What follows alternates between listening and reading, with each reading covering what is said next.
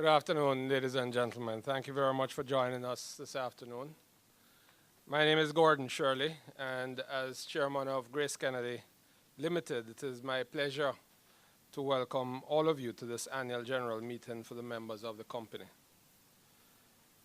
We will start this evening's proceedings with a prayer and invite those persons among us who are so inclined to join us as Ms. Kadeen Da Silva, our Group Talent Development Officer, leads us in prayer. Kadeen?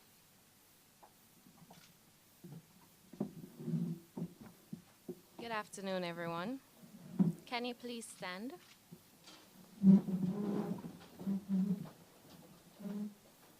Let us pray. Almighty Father, we thank you for the blessing of this day and for allowing each of us the ability to gather together for GraceKennedy's annual general meeting. Father, your word says that where 2 or more people are gathered in your name, then there you shall be present. So we invite you to this meeting this afternoon and ask that you be with each and every stakeholder of GraceKennedy, near and far. Father, as we reflect on GK's 95th year, we thank you that you have continued to show favor upon this organization in the way that you have to date. We know that it is not by luck that we have made it this far, but rather by your grace and love. And as we look forward towards the future and prepare to celebrate 100 years, we pray that you continue to be with GraceKennedy and that your wisdom will be with each of us, especially those who lead this company, so that your will, Father, will be done in all things.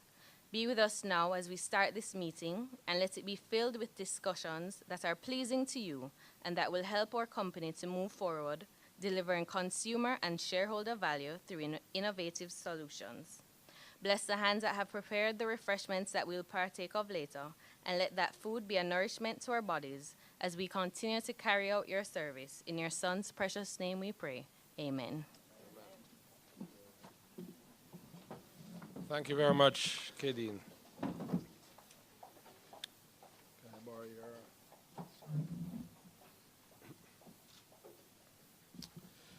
your... Each shareholder and proxy holder who registered today would have received a paddle. Thank you. It's not a fan, it's a paddle. The paddle is to be raised for the following purposes. 1, to indicate your vote on each resolution. 2, to indicate that you wish to speak. And 3, to move or second a motion. Shareholders or proxies wishing to speak should address the meeting and so indicate by raising your paddle, and a microphone will be brought for your use by one of our ushers. I'd also like to remind persons present that only registered stockholders or their appointed proxies can move or second a motion and vote. For recording purposes, I'd like to ask also that anyone speaking at the meeting begin by stating your name. I'd now like to introduce Mrs. Gail Moss-Solomon, who is the secretary of the company and who will perform the functions of secretary at today's meeting. Will the secretary please advise if a quorum is present? Yes, Chair, we do have a quorum. Thank you, Mrs. Moss-Solomon. As all the shareholders would have received notice of the meeting, which was incorporated in the annual report submitted to you, may I please have a motion that the notice of the meeting be taken as read? Gordon Sharp. Thank you, sir. It has been moved and seconded. All in favor? All against? I declare the motion carried. Mrs. Moss-Solomon, I think you want to make a statement. Yes, Chair, I do. Thank you very much.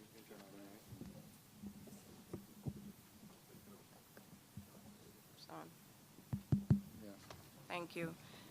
Chairman, with your permission, I'd like to point out to shareholders 3 printing errors in the annual report. They are not substantive, but we do feel shareholders should be made aware, and we do apologize for these errors. Chair, can I invite you and the shareholders in particular to turn to page 56 of the annual report.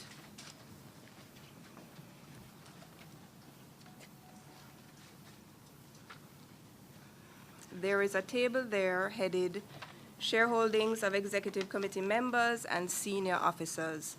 The inclusion of senior officers is a change from previous year's chair and is pursuant to applicable regulatory and listing requirements, which is noted in a note at the bottom of page 56. Unfortunately, the figure in the total column of 16,644,397 is incorrect. It should be 28,035,927. All other figures in the tables are correct, and the actual disclosures which are required are there.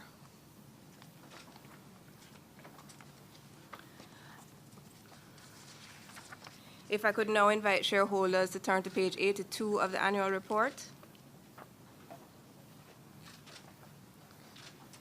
This is a section of the corporate governance report which speaks to directors' compensation, chair, and shareholders.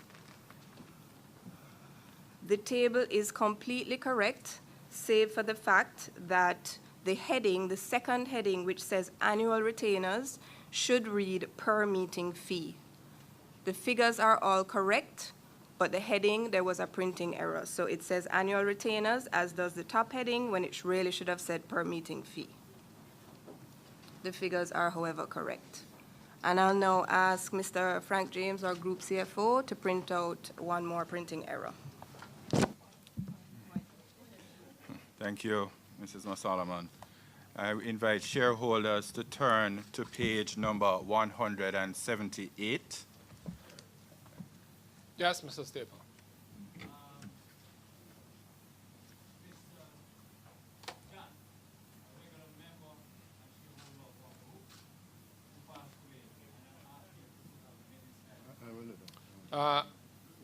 Thank you very much, Mr. Staple. We recognize that, and we, as you know, the members of the board and the executive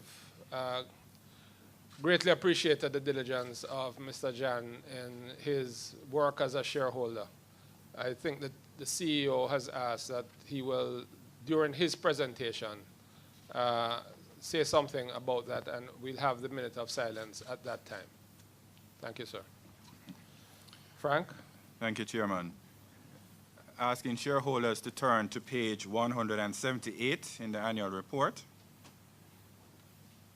Page 178 under note 14, which speaks to the last triennial valuation done on the defined benefit scheme. So under note 14, you'll see defined benefit scheme. And the second sentence reads, the last valuation was carried out at 31st December 2013. Being a triennial valuation, the last valuation would have been carried out at 31st December 2016. As Mrs. Masalman pointed out, all the numbers are correct, and in fact, this would not impact any of the numbers in the financials, but for correct noting, it's 31st December 2016. Thank you, Mrs. Masalman and Chairman. Thank you very much, Frank and Gail, for your diligence in identifying these printing errors and for pointing them out in this forum.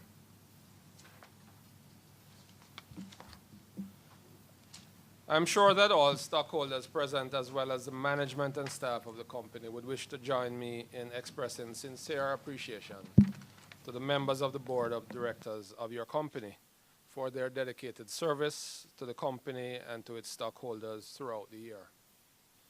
We are very pleased to have several directors present this afternoon, who I take pleasure in introducing to you. Of course, he needs no introduction, but Mr. Don Webby, Group CEO. Mr. Frank James, Chief Financial Officer. Dr. Paris Loai Jr. Mr. Everton MacDonald, who also serves as the chair of the Audit Committee. Very special person, Mr. Douglas Orain. And Mrs. Gina Phillips Black, who also serves as chair of our Corporate Governance and Nomination Committee. We have apologies from overseas directors, Mrs. Mary Ann Chambers and Mr. Joe Esau, who are both unavoidably absent. Although they are not able to be with us this afternoon, I would like to highlight their record of performance over the years and their exemplary record of attendance, as you will see from page 79 of the annual report. The board of the company announces that the Honorable Douglas O'Rain retires from the GraceKennedy board effectively today, May 30th, having served as a member of the board in various capacities since May 30th, 1985, exactly 30 years ago.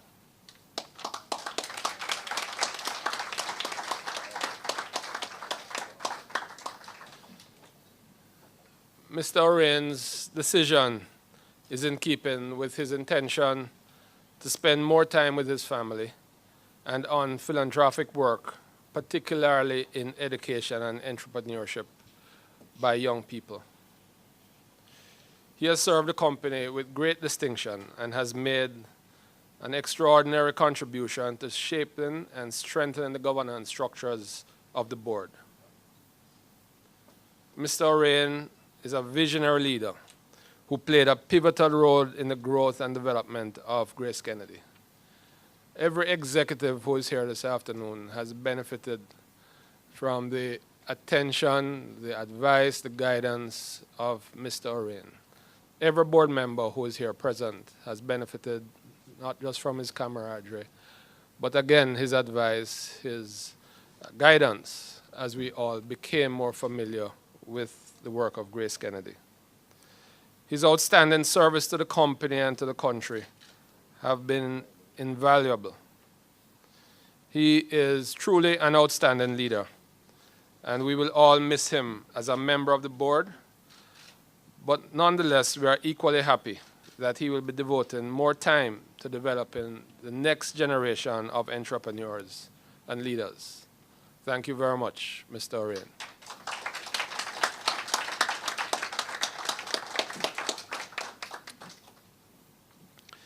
I now call upon the Group CEO to make a presentation on the performance of your company over the year ended December 31st, 2017. He will be giving an overview of the 2017 performance and first quarter of 2018.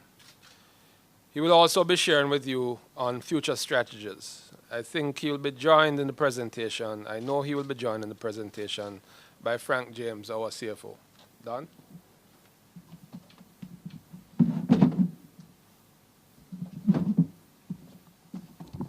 Thank you very much, Chairman. Good afternoon, all friends, shareholders. Good afternoon. You know, I have been at GraceKennedy for 23 years. A lot of my time here was doing what Frank is doing as the CFO. And over the years at the AGM, we have had people who I describe as stalwarts of the minority shareholders for the Jamaica Stock Exchange. Upon their own accord, I think of Mr. Cliffy Burrows. I'm happy to see his son is here, Chris. I think of Mr. Charles Leiber, who at the tender age, Mr. O'Rain at 33, I'm sure you remember, as a young CFO, when he asked me the question of why am I paying director fees at a larger percentage than the dividends. And while I tried to explain, he wasn't really understanding what I was saying. So you bailed me out, right, remember? Mr. Ralph Chen, Ralphie, who passed a few years ago. These are unsung heroes. It is with sadness that we have lost another one of our stalwarts, Mr. Sushil Jan. He was someone very special to us. Frank and myself, he would call and said, Don, Frank, I'm sending you some questions before the AGM, so you are well prepared to answer them, so you are not surprised. I said, great, I love that. And of course, Frank and I stay up all night answering the questions, and he would come to the AGM and ask 5 other questions, just as hard. So I would ask that our shareholders, in respect to Sushil, our dear friend and shareholder, a minute silence.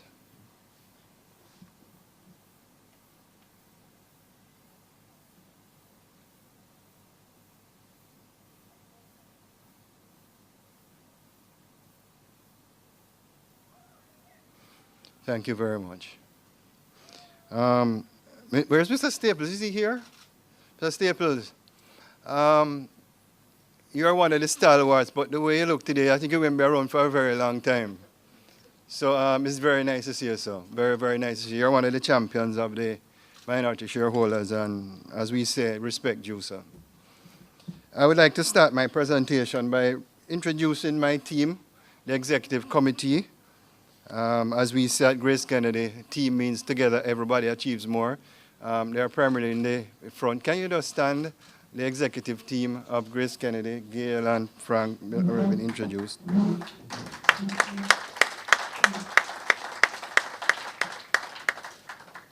This is the team that keeps GraceKennedy going every day. Our vision, as it was last year, we have not changed our vision of being a global consumer group. You recognize from the theme that we are focusing for 2018 on building consumer and shareholders' value. Of course, James, as we say at GraceKennedy, the most valuable asset for the GraceKennedy group is our people, and we speak about a motivated and highly skilled workforce. Global consumer group, this is our definition. Gordon Sharp, as a retired director, what gets measured gets done.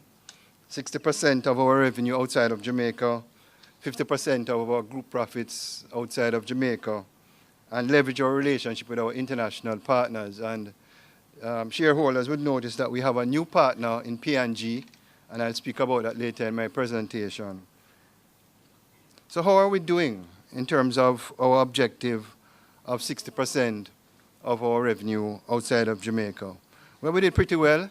We're at 51.5 for 2017. You'd notice that North America has grown quite a bit, and also Europe has decreased. But all in all, 2017 and 2016, they are very similar. So we're on track. We're on track to achieve our 60% by the timeline that we had agreed on.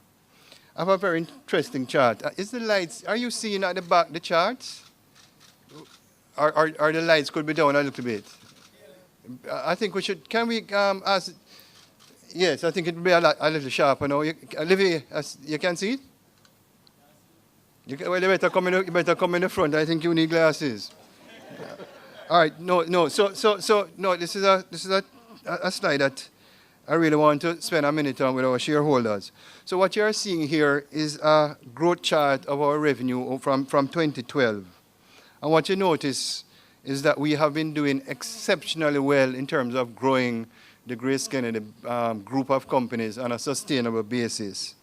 And what is even more important, if you look at the UK and Europe, that has grown by just about 50%. And North America, over the last 5 or so years, has grown by over 200%, and that's primarily by acquisition. And the Caribbean, although relatively small, has grown by 88%. So 2 points I'd make here in terms of strategy and going forward.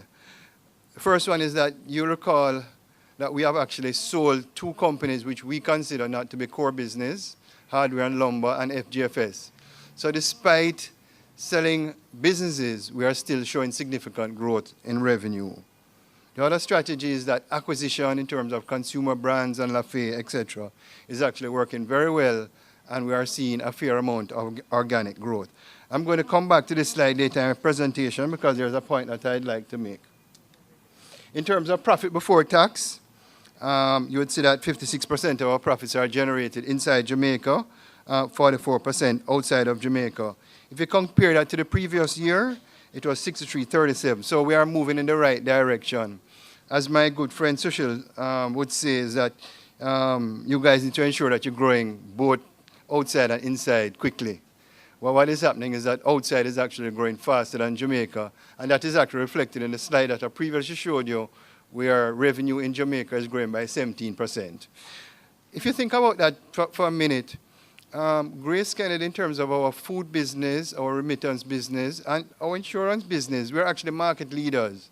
So in terms of rate of growth, one would expect that to be not as fast as outside of Jamaica, where we have just basically started. So can you hold your thoughts until question time? I'll be happy to answer them during the question time, Livy. Okay, in terms of group revenue for the year, 2017 audited results, we did pretty well. 4.21 billion in terms of growth, 4.8% growth. Both financial services and food division grew. Those of you who have the calculator, we have a figure that we discussed as executive, Tony, of 100 billion. We want to be a 100 billion company.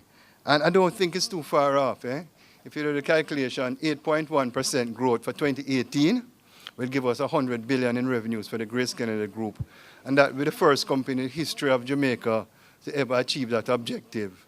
So 2018 is an important year. So hopefully, next year, this time, I'll be saying to all of you that we're a 100 billion company because we're really working hard towards that.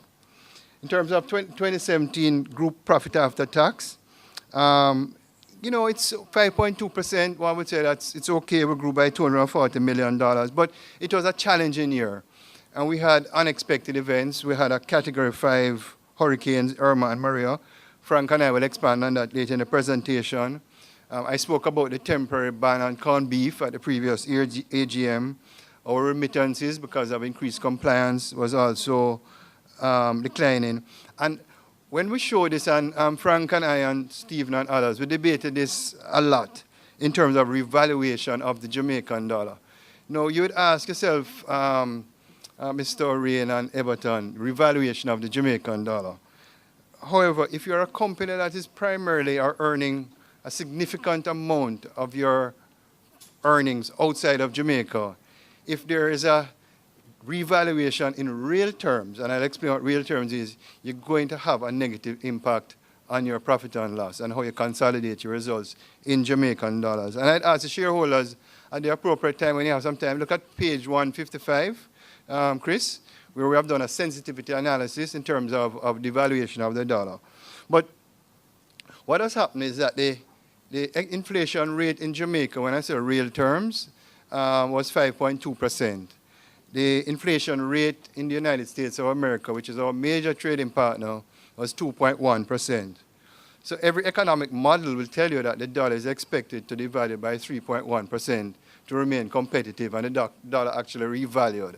And that impacted our GraceKennedy results by about $500 million, which is significant in the scheme of things. In terms of the first quarter, we have started well. Revenue at 24.9 billion. If we continue like that, Fred, 25 times 4 is 100. Let's keep focused. But it's up 5.1%. And $1.2 billion. So we are quite pleased in terms of the performance. Both financial and food division have started well in terms of revenue. Early days yet, but it's always nice to be off to a good start. Profit after tax, we had a reasonable quarter, Marjorie Kennedy, up 15%. I think that's reasonable, 170 million. And we expect both our revenue and our profits for the year to continue to perform well. So we are expecting, in a nutshell, a good 2018 for the GraceKennedy Group of companies. Our stock price. You would notice that our stock price has appreciated, has gone up in value. The first 5 months of this year, we are up 10.7%. But I wanted to point you to the ratios that I'm showing there. That the PE ratio in 2017 audited is 10.6%, 10.56%, and the Jamaica Stock Exchange are at 13.4%.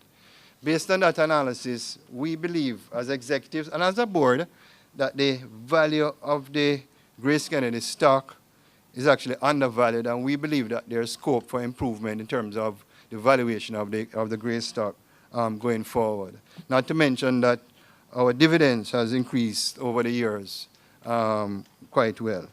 Let us look at some strategies by division.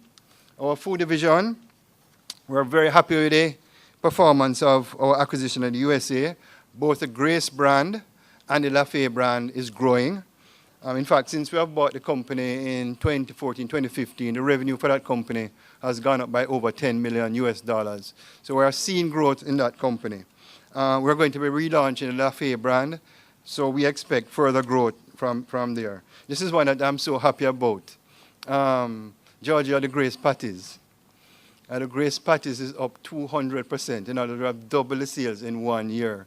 And what is very interesting, because when I travel, I like to go to the Walmarts and the Targets and stand up and say, who is buying the Grace products? And what I've noticed is that a lot of, let's say, non-Caribbean people are purchasing the Grace patties. So what that is saying to me, that is actually crossed over to mainstream America. So what you can expect, the growth that we're seeing with the Grace patties will continue.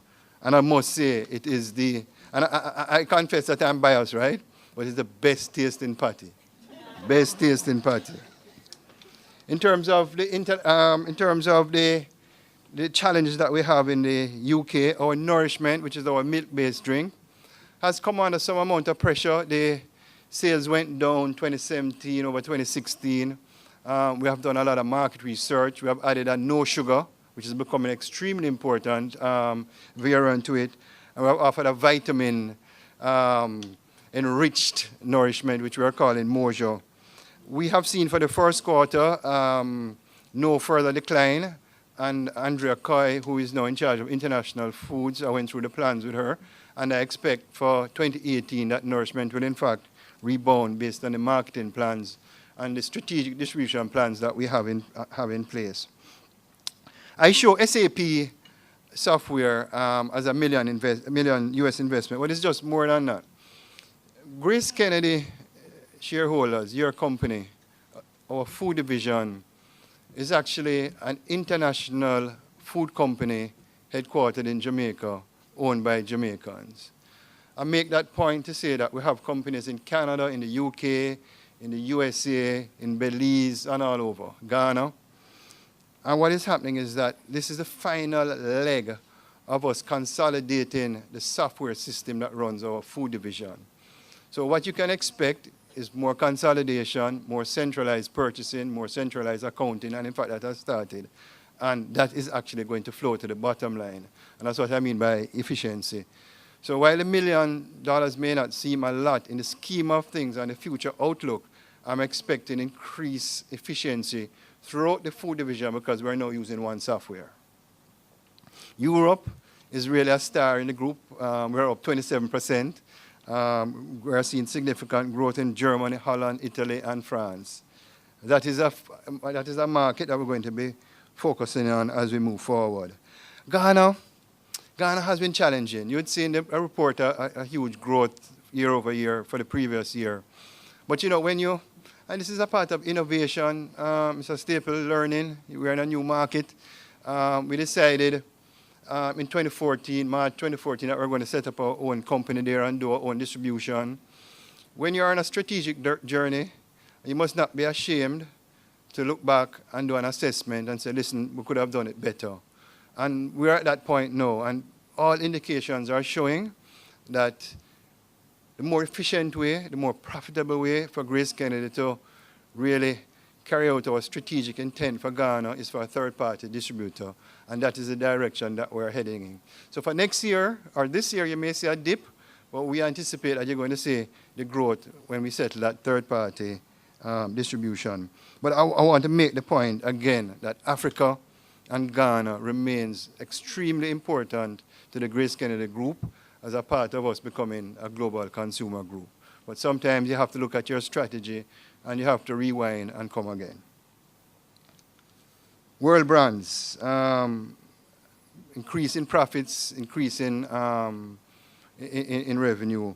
We got Lucozade, who is probably the biggest energy drink. We got exclusivity, and that continues to do well. The company to your left or your right has been a true success story for us for 2018. And if there's one thing that I'd hold up as done, what is a success, is consumer brands, where we acquired consumer brands in September 2017. You would see, hopefully you can recognize some of those brands, the top brands. P&G, remember I showed you that leveraging our partnership with international relationship with being a global consumer group. P&G is arguably one of the best marketing companies in the world, and we have now formed a relationship with them. That gives us also the opportunity to expand with P&G outside of Jamaica. But let me say this, that the acquisition of consumer brands in terms of profitability, in terms of revenue, has exceeded our expectations in every way by a significant amount.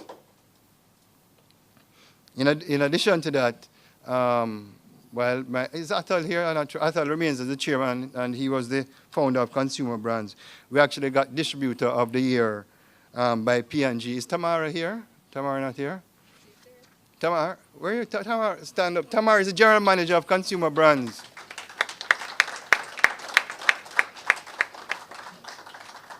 She's one of the fantastic managers in the GraceKennedy group and is doing a brilliant job. In terms of GFS, last year you'd have heard me probably a little emotional about the corned beef, and the corned beef is off the market. Well, the truth is that the corned beef costed us $500 million in revenue, and I'm not going to say the margin, or Andrew Carr is going to give me a hard look, but it's significant to the group in terms of $500 million. But you know what? When there's a crisis, there's an opportunity. And the team, our GFS team, said, okay, this is the reality. We're down $500 million. How are we going to make it up? And as I stand here in front of the owners of GraceKennedy, I'm so proud to say that notwithstanding the loss of $500 million in revenue, which was outside of our control, that company, GFS, reported increased revenue and increased profits. And I must recognize Mrs. Carr, but what happened to is that our manufacturing actually increased because people started to buy more Andrea Vienna. So we're producing a lot more Vienna. So, you know, when there's a crisis, there's big opportunity, and we took advantage of that opportunity. Hilo, we opened Hilo Portmore, doing extremely well. I hope those of you who live in that area is shopping at Hilo Portmore. And as part of our integrated retail strategy, Mariam, First Global is a part of the Hilo retail setup. Barbican has given us, anybody live in the Barbican area? Thank God Paris is now open up, but our sales, to be honest with you, is down 40% because of the roadworks. We are hoping with the roads now open up that we'll see a recovery there. Online shopping is going to be big for us at Hilo. As I said earlier, in manufacturing, we had a good year. Dairy Industries and the meat division had a good year. We acquired a third of Grace Pepper, you know, that little hot red pepper sauce. And that's another part of the GraceKennedy strategy. We're going to make strategic acquisitions of some of our suppliers going forward.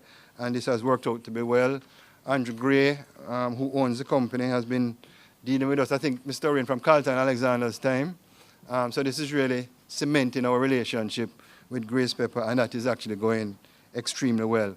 We have an innovation there, frozen foods. I was in New York and Florida last week, and I mentioned that we're going to be coming up with a new technology where we can actually package and brand yam and export it. Well, that is the factory that will be doing that, and they were so excited. That factory, which will be our sixth factory, will open up in the third quarter of 2018.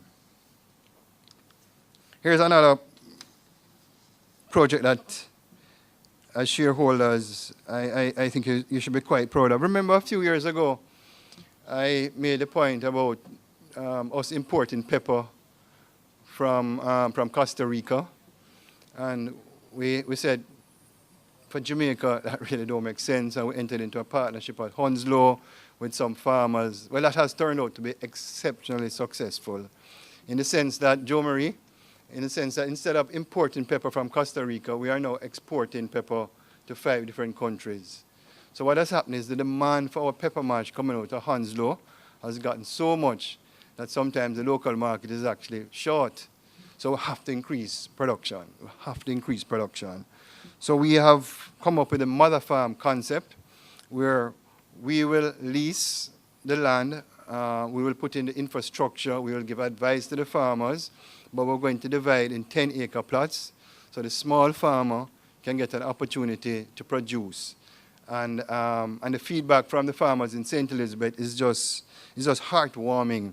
I remember going down a few months ago, and I was watching the unloading, I think it was Kellyan, and the farmer said to me, thank you, Mr. Webby. I said, no, thank you. You are the one that is supplying us, and we really appreciate it. Look at the lovely Kellyan. And he said, no, I don't mean that. He said that he has a daughter that he can now afford to send her to university because of this GraceKennedy contract.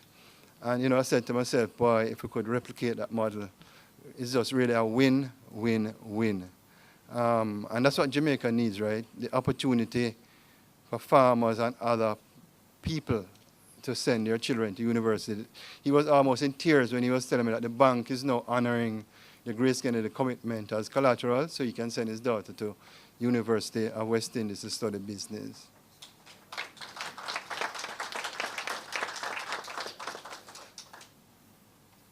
Local corned beef. Hey, I hear the giggle. All right, so listen, I was in two minds. I was going to say local bully beef. But guess what? You see, GraceKennedy, as I said, I'm here 23 years, right? From Douglas O'Rian, Jimmy Solomon Oz. We always encourage innovation. I remember Raf Diaz telling me, never be afraid to fail, but just learn from the failure. And I took that advice very seriously.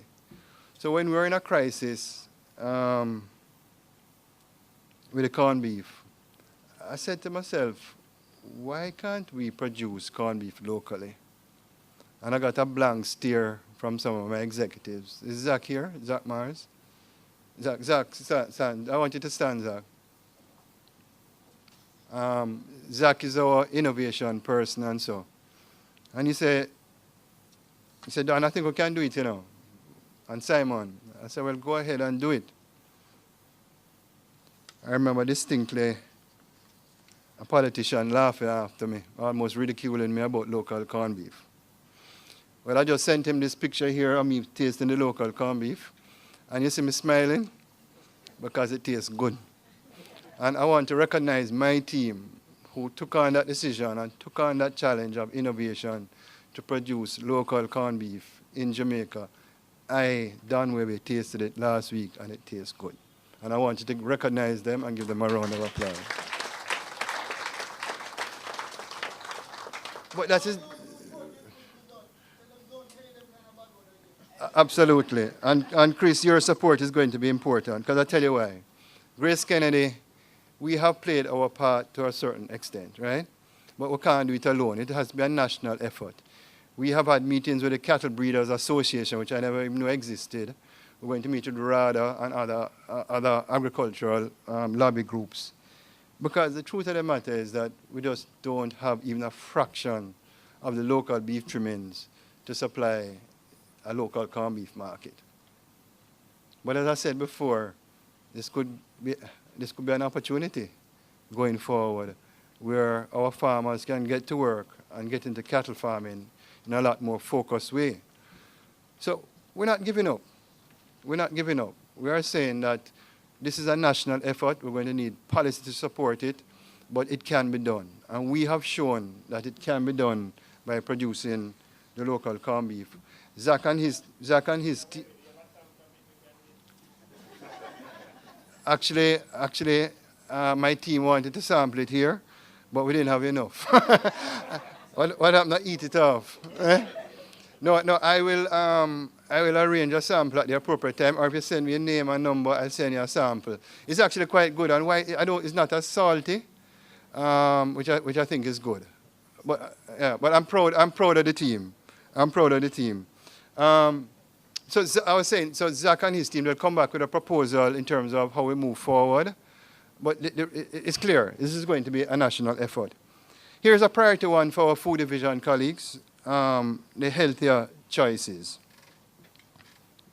This is priority one. You know that tropical rhythms, which all here love, we have actually reduced the sugar content by about 65% in tropical rhythms. Yeah, we have. Unlike our competitors, do you see, Livy, I'm not going to be taking front page pictures showing that we have reduced the thing. I'll share it with my shareholders and our marketing team. But I can tell you, and Andrea will tell you that the sales of tropical rhythms is going up double digit in every market that we operate. It's a huge seller. You know, I have children, Nicholas and Abigail and Steph, early 20s and teens, right? When you talk about healthy lifestyle for these millennials, they take it very, very seriously. You know. Every food publication that you read, everyone, in terms of the next generation of millennials, this is going to be by far, the fastest growing segment in food, by far. So you can look for the water market to be growing significantly. The point that I'm making is that for your company to continue to grow and be dominant in the food market, both local and internationally, resources we must put behind healthier choices. And we have been making progress. Our corned beef, I think, as far as I know, our corned beef in terms of low sodium is the only one on the market. Our cock soup in terms of low sodium. But we have an innovation team, Mr. Staple, very focused in terms of healthy choices. And I expect that in terms of growth and segment growth for the GraceKennedy Group, keep your eyes on this one as shareholders, because it's going to be huge. Whether we do it by acquisition or creating new variants to our product, but it's going to happen. Healthy choices is going to happen. Let me quickly turn to financial services division. And you see the GK1 there, financial services division. This again presents tremendous opportunity for the GraceKennedy Group. Tremendous opportunity. Think about it. We have seen research where we talk about underserved and unserved in terms of the banking system in Jamaica. 34% of the population of Jamaica is unserved. 34%. In addition to that, 33% is underserved. In other words, they have not used a savings account, I think, for the last 18 months. That's the definition of underserved. So if you add that up, that's 67% of the population of Jamaica is either underserved or unserved. Now, look at the competitive advantage of GraceKennedy. We have 143 locations through Western Union. In every parish, as my friend would say, in every nook and cranny, you have a Western Union. Our competitors don't have that, so that's a competitive advantage. So clearly, what we need to do, Chris, we need to have a GK1, where you can go to that location, you can do your banking with First Global, you can do your insurance with Grace, bill payment with Michelle and Margaret, and your Cambia services. So the plan is, and we have rolled out 4, which you see the locations there, and for 2018, subject to regulatory approval for the agencies, we're going to roll out another 16. So by the end of 2018, Gordon, we're going to have 20 of those. I believe, based on the map that I've seen by the team, we can get up to 50 locations within the space of 2 years. So when we talk about underserved and the 67%, we're in pole position as a group of companies to bring that segment of the market to the GraceKennedy Group under the umbrella GK1. I believe that this presents the greatest opportunity for growth in the financial services division. In terms of First Global Bank, Mariam, we actually had a good year. We actually had a very good year. Opened about 8 full-service branch, again in Portmore, which I mentioned earlier. And we welcomed Peter Moses, who is not here with us, but he's the chairman of First Global Bank. You know, Peter has an outstanding career as a banker and as a city banker in Jamaica, and he's making a big difference to that bank. So optimistic about First Global Bank. GK Capital and GK Investments, this is another great story. Stephen Whittingham, who I I'm not apologizing to say that he's the best investment banker in Jamaica. Stand up when I say that now, Stephen, man. Make everybody see you. So we saw an opportunity with the Central Southern Office, which was basically breaking down. And we approached a BPO, Sutherland Group, who's by far one of the largest operators. I think they have 6,000 jobs in Jamaica and so, but they're big, worldwide. And we said to them, listen, we will lease the building, we'll fix it up, and we want you to operate it in terms of a BPO center. So right now we're operating 60,000 square feet in terms of BPO. The return on that investment is fantastic. But guess what? Guess what? Shareholders, friends, we have created 1,500 new jobs in that location in downtown Kingston.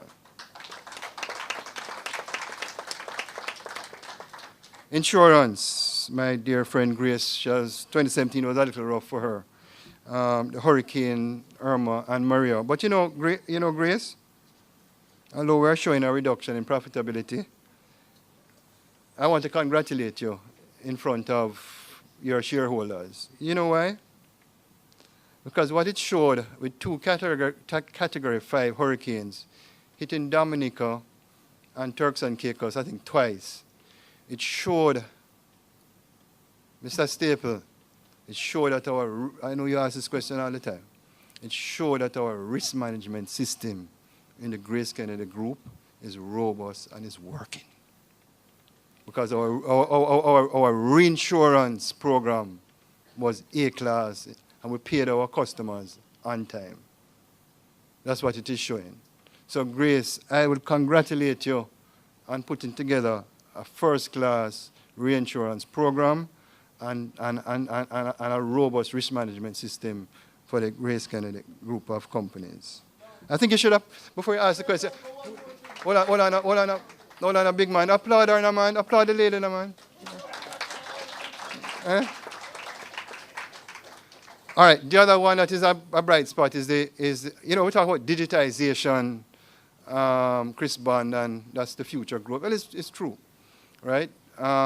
GKG Online, which is our insurance platform, is actually growing at 43%.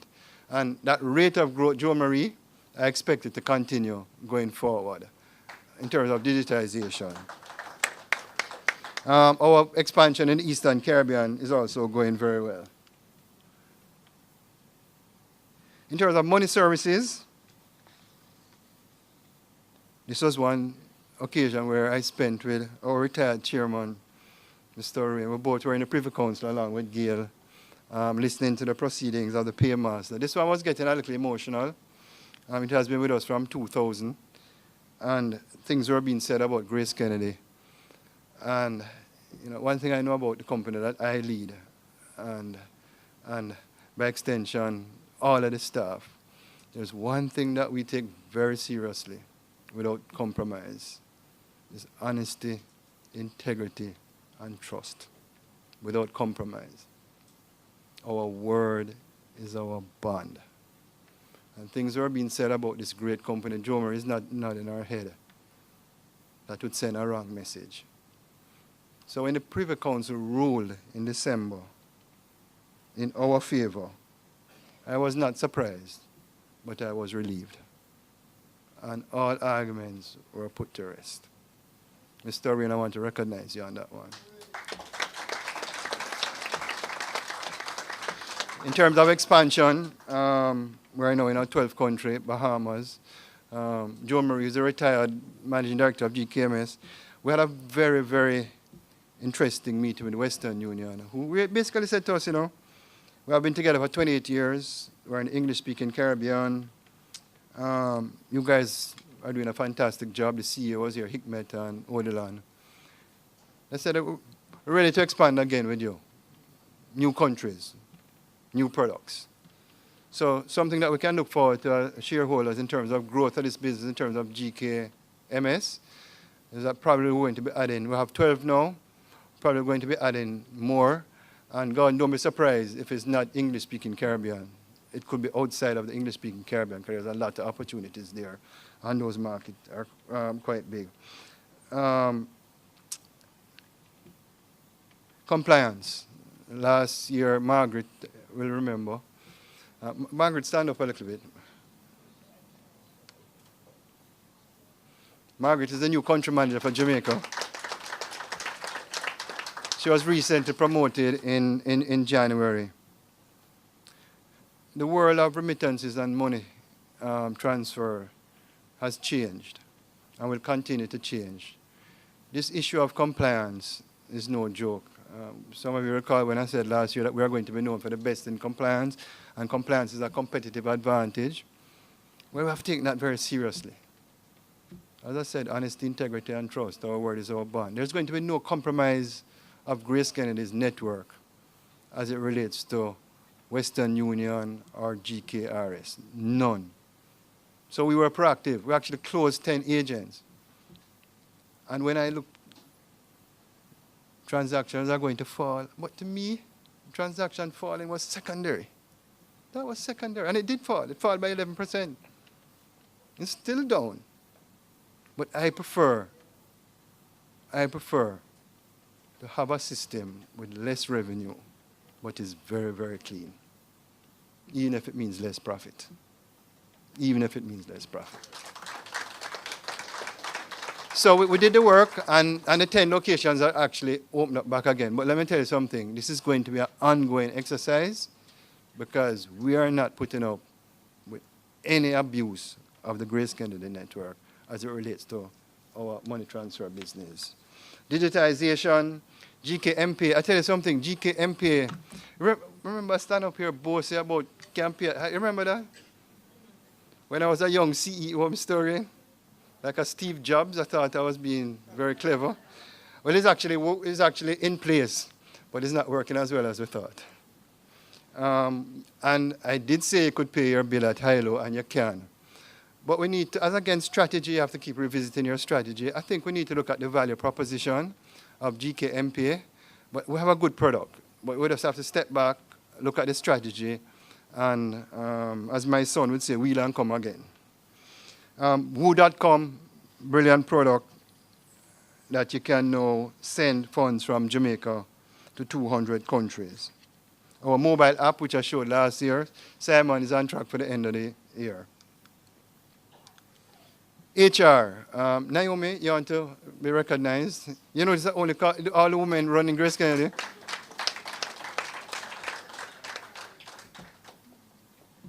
We speak a lot about strategy, tactical strategy. We speak about fiscal balance and that sort of a thing. But there's one thing that I can say to you. The greatest asset that GraceKennedy has is not on our balance sheet. It is the staff of GraceKennedy. Without them, our strategy would be just a piece of paper. And I want all the staff of GraceKennedy just to stand, and I want to give them a warm, warm thank you.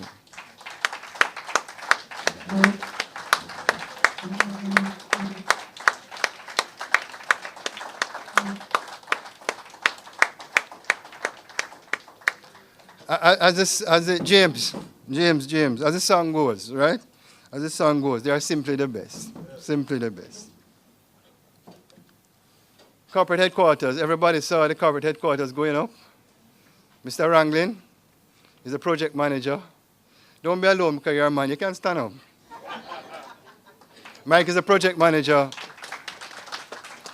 So the good news is that we're going to finish by December 2018, right, Mike? And we'll be in our new offices in first quarter. And I hope I'm not going to embarrass myself, but if I was predicting where the next AGM would be, I think it would be in a new building. Well, give me a clap then, man. Jeez, please. I'm being brave. I'm not going to tell the full story, but I'm just going to say a line that is up there. That building, 150 Jamaicans are working on it out of a total of 180 people.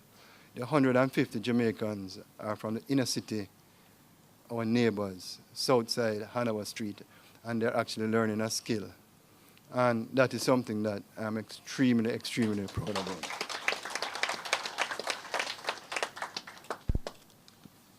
Corporate Governance Awards. This is our second consecutive year, right, Gail? NCB, we actually shared it with NCB. But Gina, you can stand. Recognize you. She's the chairman of our Corporate Governance Committee, doing a fantastic job. And our audit, Ratcliffe, you can stand as a Georgian too. Right, Fred Kennedy? Ratcliffe is the head of our internal audit department, and I got the highest recognition from the highest rated international body, the IAA. Congrats, Ratcliffe, well done. All right, this slide is probably one of the most significant slides that I'll share with the shareholders today. Remember that revenue chart that I showed, where we're doing exceptionally well in revenue, and USA margin is growing by 200% and really look really good. I've been thinking about the future of GraceKennedy, and it's always good to have a landmark. And the landmark that I'm using is 100 years, when we're going to be 100. And that's in 2022, approximately 4 years from now. And I said to myself, with the revenue being generated, is the company generating enough profit and cash and economic value for our shareholders and the owners of this company? And my initial reaction is that we can do better. We can do better. And this is something that we've been working on for well over a year. So we did internal benchmark. When I say internal benchmarking, I don't mean with Jamaican companies only. I mean all over the world. Regionally, globally, locally. And what it is showing is that there is a lot of scope for improvement in terms of the efficiency of the GraceKennedy Group, where we can generate more profits and cash for our shareholders. So we brought in an international company, LCG, and they're in the middle of their exercise looking at the structure. What I'm saying, we're 96 years old.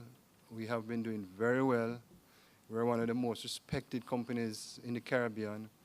On my town hall forums, the respect for GraceKennedy is second to none. But as the group CEO standing here in front of the owners of the company, I'm saying to you that we can do better. We can do better. Never be satisfied with good or okay. This company has to be great. So we're going to be looking at the organizational design of the company to see how we can improve the productivity of everyone working with us, how we can look at our business processes to be smarter, how we can be more agile, how we can reduce our costs in a sustainable way. That is my main project for the year. Because that is when, if executed well, you're really going to see how great this company is.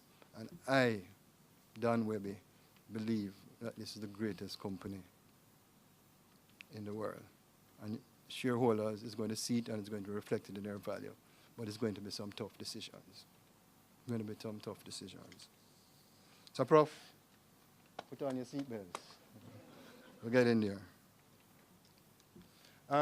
Corporate social responsibility, I always like to come down with that. Our foundations, Caroline is here. Caroline, doing very well. Our foundations in terms of education, Grace and staff. Jimmy is the chairman, doing exceptionally well. I'm extremely pleased with the 500 students, James, that we're sending to school, and we want to carry that to 1,000 by 2022. In terms of champs, we have signed on champs again. I would say that is the greatest event in Jamaica.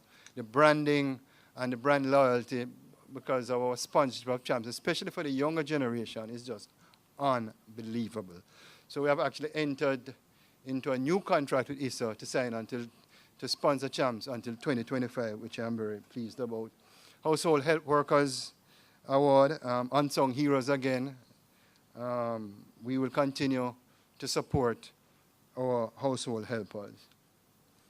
This is the board retirement of somebody that I have the greatest respect for, Mr.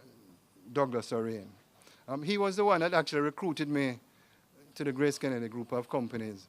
And at the tender age of 32, he appointed me as a CFO.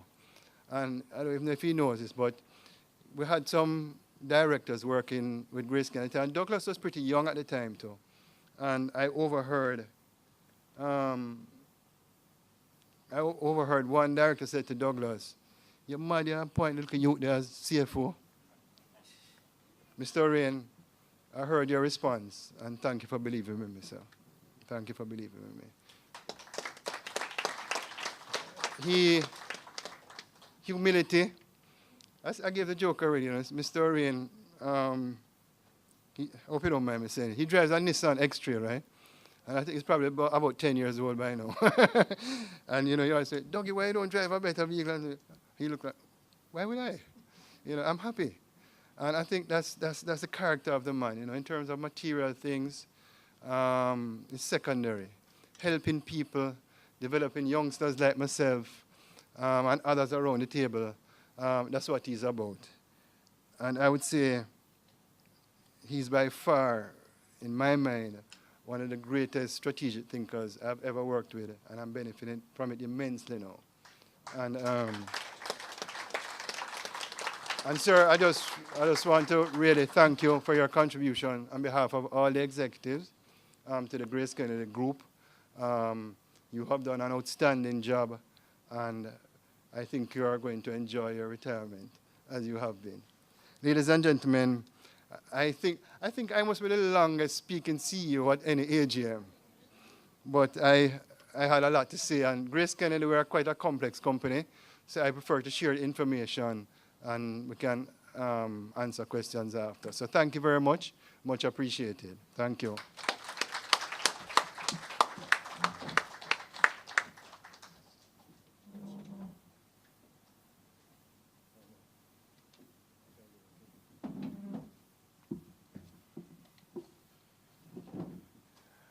Thank you, Don. Good afternoon, shareholders, stakeholders, friends. Despite a challenging environment, as Don said, in 2017, your company delivered growth in both revenue and profits as we continued to focus on delivering consumer and shareholder value. So I want to give you a little more insight, a little more details into the revenue growth and the profit growth that we experienced for 2017, and I'll also share with you a bit on the first quarter for 2018. So as Don indicated, revenue was up 4.8% or $4.2 billion, totaling $92.5 billion. Our net profits were up just over 5% or $237 million, reaching $4.8 billion, with our profit attributable to shareholders growing just under 3%. Now you'll know that while our net profit grew, our operating profit and our pre-tax profit declined. And there are a number of factors, Don touched on a number of them. There were some non-recurring gains which happened in 2016, also some in 2017, but on a pre-tax basis, the non-recurring gains in 2016 were meaningfully higher than those in 2017. We also had the impact of the two major hurricanes that Don spoke about, Hurricanes Irma and Maria. And I'll give you a little more detail on these factors in a short while. But when you adjust for those, our pre-tax profits would actually have just been flat, up 1%, and our after-tax up 9%. And as you can see, that would have also impacted our net profit margins, which were effectively flat, 5.1% versus 5.2%. We continue to grow our asset base. Our assets increased by $3.5 billion, 2.8%, to just under $130 billion. The group's equity position continues to be strong, growing by $3.2 billion, reaching over $45 billion. Now, with shareholders' equity growing faster than our profits, you saw a slight dip in the ROE below the 10% mark to 9.4%. As I said, there were some reasons there that I want to give you a little more information on. So in 2016, you will recall that we had spoken about some liquidation gains that were realized on the liquidation of non-operating subsidiaries. These numbers are after tax, but on a pre-tax basis, this number is closer to 600 million. So you'll see that on a pre-tax basis, the non-recurring gains would have been a lot more significant than the non-recurring gains in 2017. In 2017, we also had some liquidation gains, but as you can see, that was not significant. So after adjusting for the liquidation gains, our profits would have actually been up 15%. But there was also a very significant non-recurring gain in 2017, one that we are pleased with, because this has to do with the acquisition of Consumer Brands Limited. And on that acquisition, we booked a gain of $418 million. To explain how this gain comes about, it is realized because the value of the intangible assets that we have acquired, and those intangible assets are the supplier relationships we acquired with the business and the customer relationships we acquired with the business, exceeds the premium that we paid above the book value of the company. In more simple terms, it means the expected future cash flows from this business exceeds the amount we paid for the business. Therefore, we see this as growing shareholder value. And so this is actually an acquisition that so far has in fact been overachieving our expectations. So we continue to be pleased with the performance of Consumer Brands. Other significant events, Don spoke to the hurricanes and the temporary suspension of the remittance locations for our money services business. We remain firmly of the view that while this will have a short-term impact on profits in terms of our investment in compliance, we are ensuring the protection of our customers' money, and we know that this will benefit us in the long term for the business. So we know there will be a short-term impact, but the medium term, we expect to see good growth for this business, especially as we transition to the digital world, and Don spoke to you about woo.com. Don also mentioned the temporary ban on corned beef, over $500 million reduction in revenue, but it's really highlighted the resilience of our food portfolio because products such as Vienna's, mackerel, frankfurters, and ketchup all saw their numbers delivering growth in the high teens, and therefore the overall food division saw growth notwithstanding the decline in corned beef sales. We also had some positive effects, the Jamaica Urban Renewal Tax Relief Act, and I want to go into this in a bit of detail because it has had a meaningful impact on these results, and it's going to continue to have an impact on the business, a positive impact. So as you all know, your company was born in downtown Kingston in 1922, and we have been committed to downtown and its redevelopment for 96 years. So in line with that commitment, we have decided and are in the process of investing over $3 billion in constructing our new corporate headquarters. In addition to it being a beautiful building that will add to downtown Kingston, there are also some very important financial benefits to the GraceKennedy Group in doing this development. One of them is that we currently have subsidiaries that are in New Kingston paying a much higher US dollar rental. They will vacate those spaces and they will be in the new corporate headquarters where we'll eliminate that high-cost US dollar rental. But even more importantly, there are a number of benefits under Jamaica's Urban Renewal Tax Relief Act. And there are three ways in which the Urban Renewal Tax Relief Act benefits the group. Firstly, we get a third of the eligible capital investment. So whatever we invest in this building, whatever has been approved as invested in this building, a third of it we will actually get back in the form of tax credits.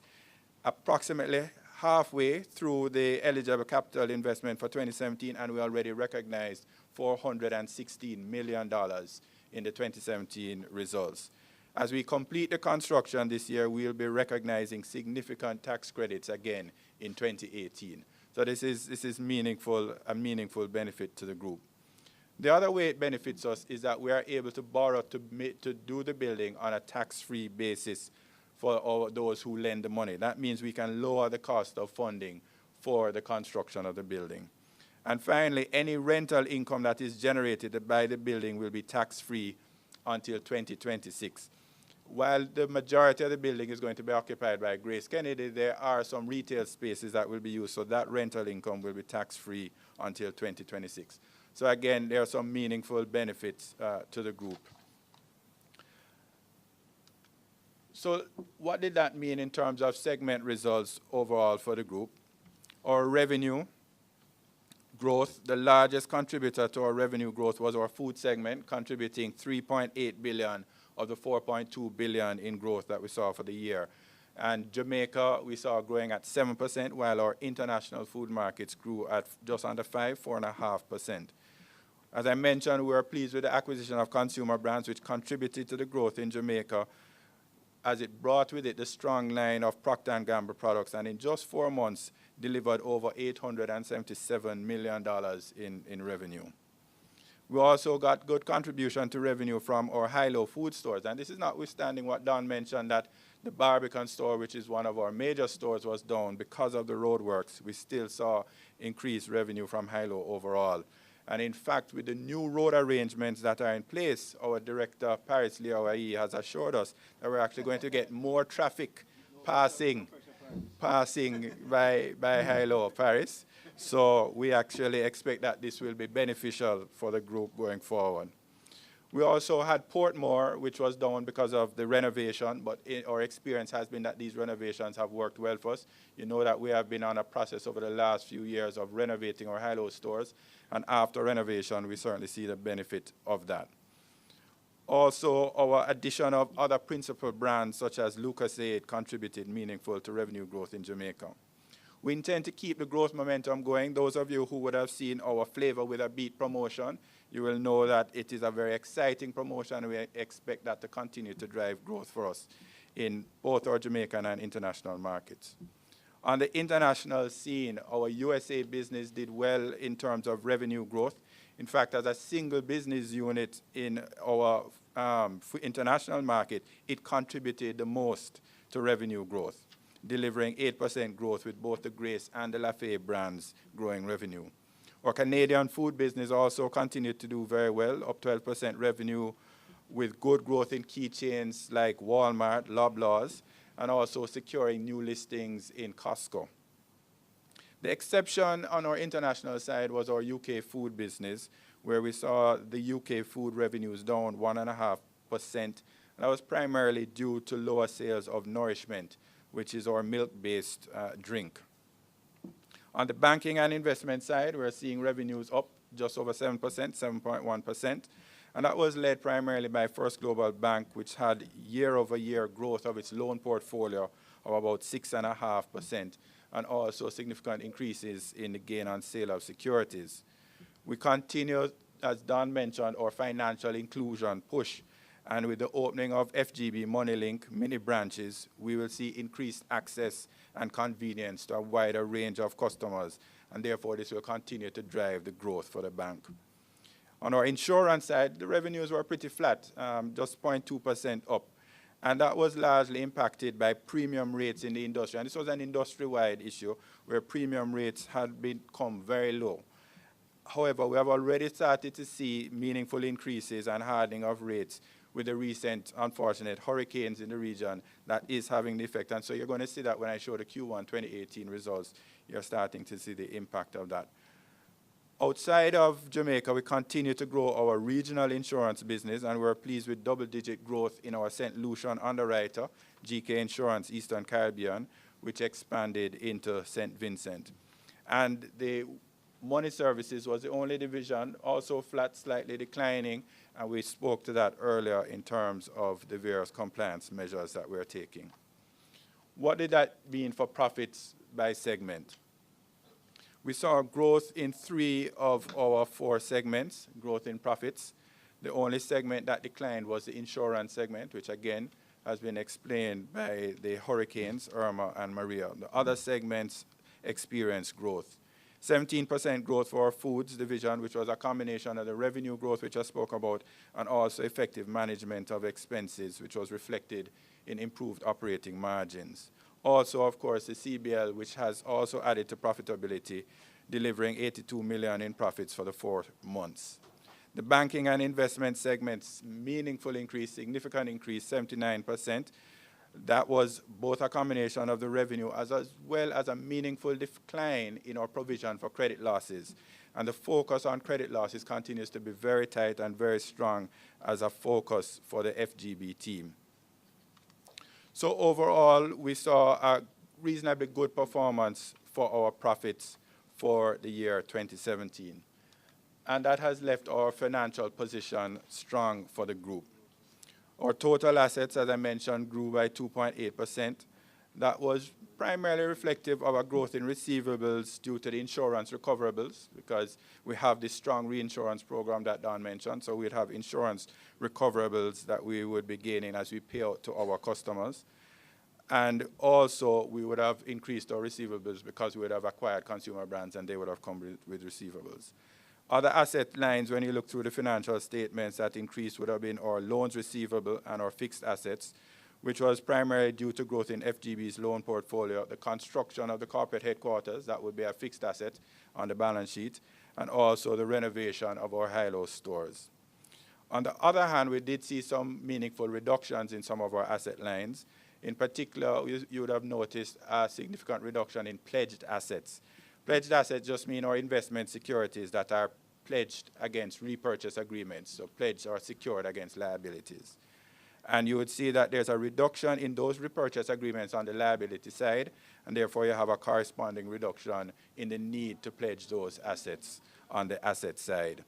And that really was because our bank was paying down some of its more high-cost funds and improving their margins.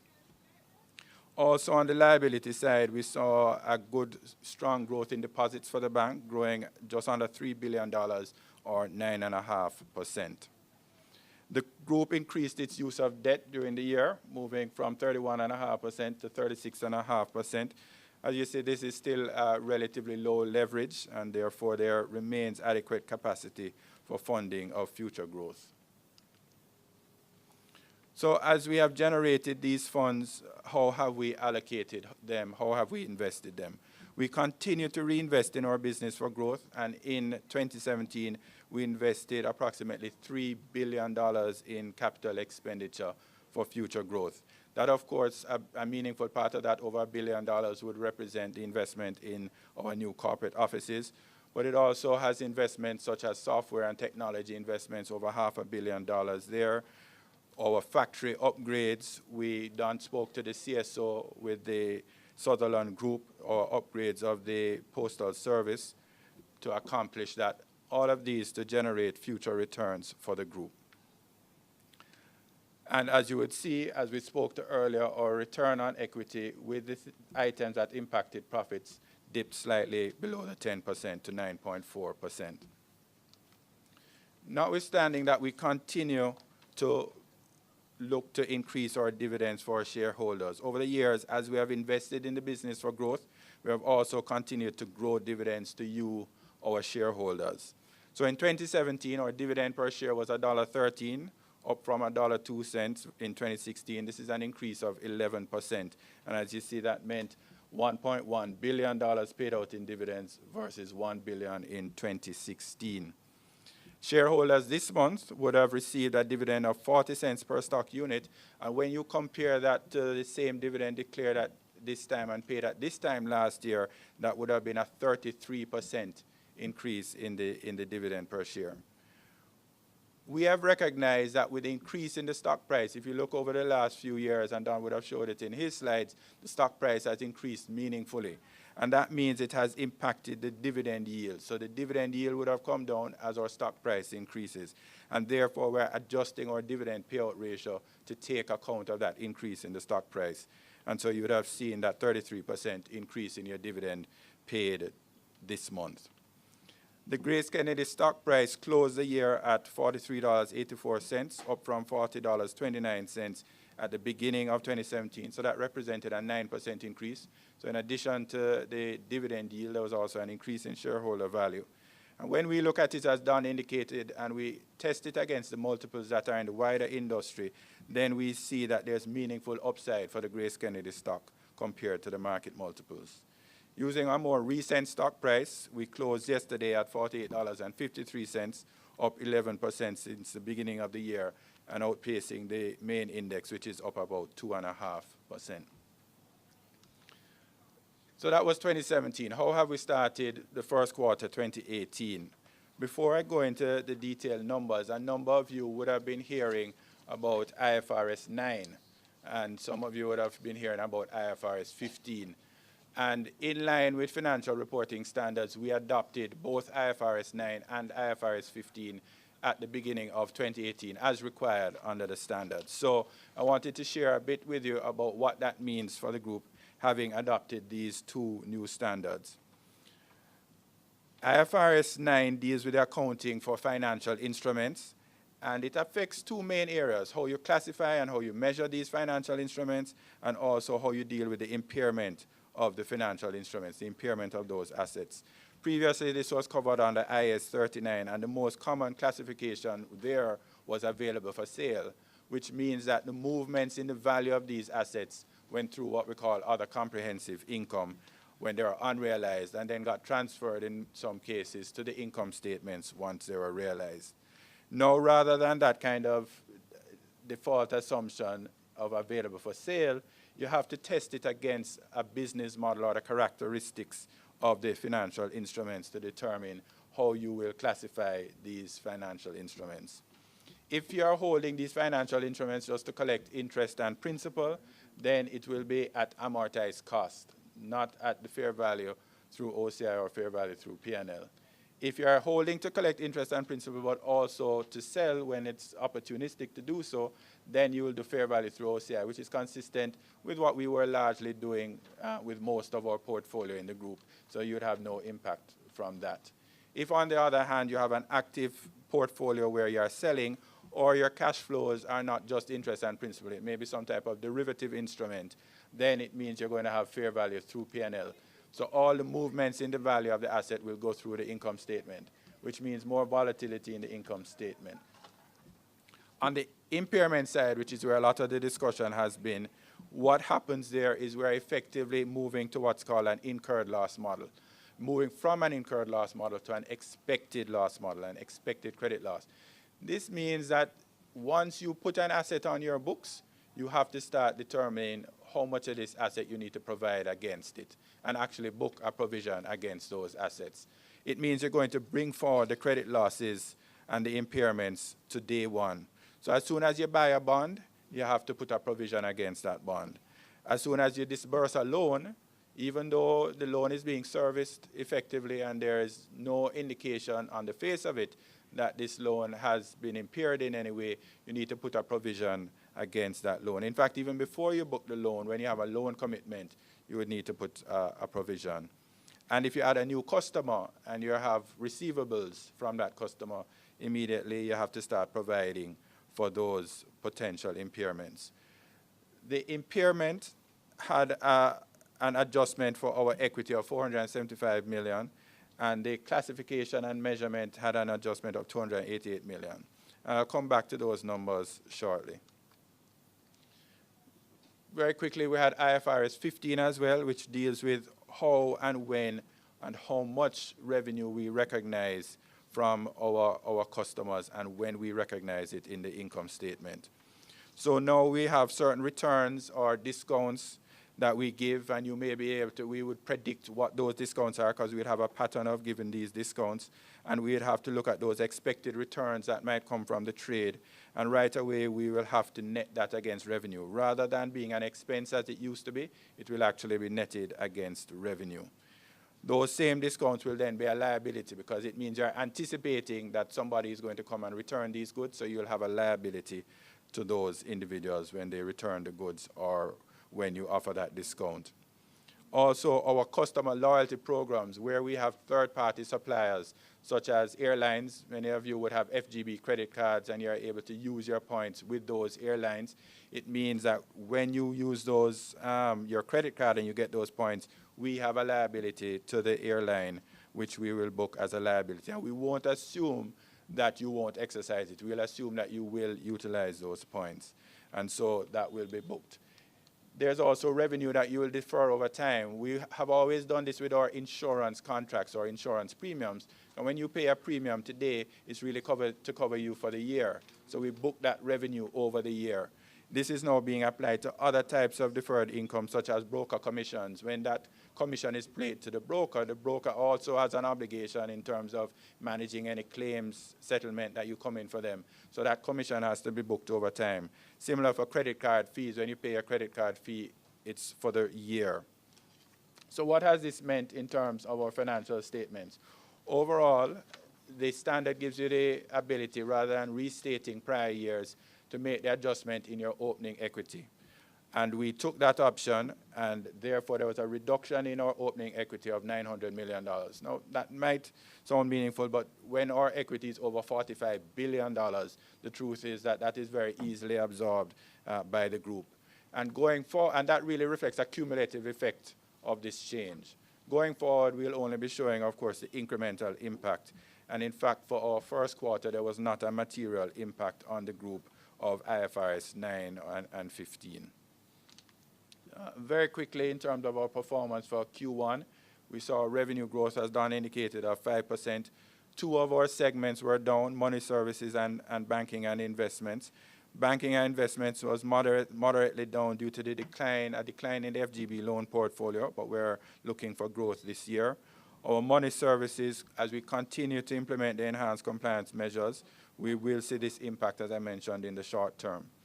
On the other hand, our food continued to grow both in Jamaica and in our international markets, and we saw the benefits of CBL continue to be felt, and the momentum of the US and Canada have continued into 2017 first quarter. I mentioned to you that you would see the impact, the turnaround of insurance, and you'll see that insurance is actually up 18%. A combination of the hardening of property rates, but also good growth in both our engineering and motor and special risk portfolios. And then our profit performance, Don mentioned a growth of 15%, 14.9% in after-tax and 6% in pre-tax profits.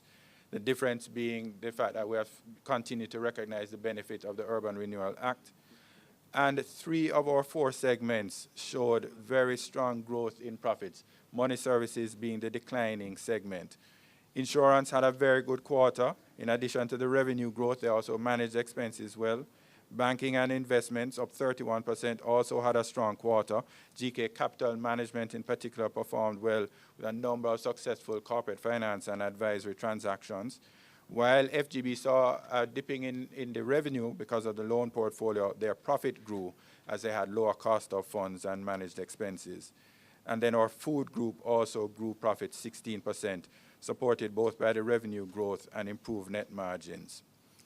So shareholders, stakeholders, friends, we have started with good momentum for Q1, and your team here at GraceKennedy is committed to ensuring that we drive that momentum throughout the year. Thank you very much.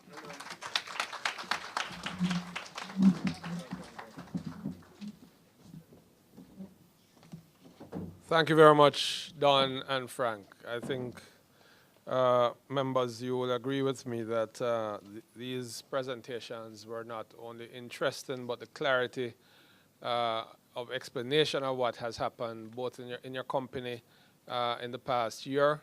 They have given you some insights on what is ahead of us, what has happened in the first quarter, and what is going to happen in this financial year. But Don took you a little bit further, giving you a sense of where the company is headed. And so you've had a chance to hear all of this. This is now the time for questions. I'm sure, although they have explained everything, that nonetheless there are a few questions from the members, and we'd like to take them. Before we begin, just some ground rules. I'd like to try to facilitate as wide a participation as possible, and so I ask members to, 1, raise the paddles, and a mic will be brought to you. If you have more than those, I'd ask you to allow someone else to ask their questions, and I'll come back to you, just so that we have as wide a participation as possible. And so now it's over to you. I think Mr. Staple was first, and then Mr. Livingston. Yes, sir. No, we're coming to that. We're coming to that, Libby. Mr. Staple? Mr. Chair, Yes, sir. good afternoon to you and your board Good afternoon, members, sir. and good afternoon to fellow shareholders. Mr. Chair, before I ask my questions, I have a few observations which I would like to share with all of us. And with your permission, sir, I'm asking if I could be allowed to share these observations. I know you're going to be very brief, Mr. Very. Staples, so you can go ahead, sir. First of all, Mr. Chair, I would like to congratulate you and your board and your hard-working staff, employees, and your security for the achievement of our financial results this evening. We hope that you will continue to work very hard, which I know that will happen, and we are asking God's blessing on us all so that we can achieve our objective for 2018. Mr. Chair, as per our tabulation, our board and committee members really made the effort to attend meetings where this professionalism and expertise were shared so that we can see the growth we saw here this afternoon. The board evaluations were done, and this also enhanced our results for this afternoon. Your management discussion and analysis was the highest I've seen so far in all our meetings.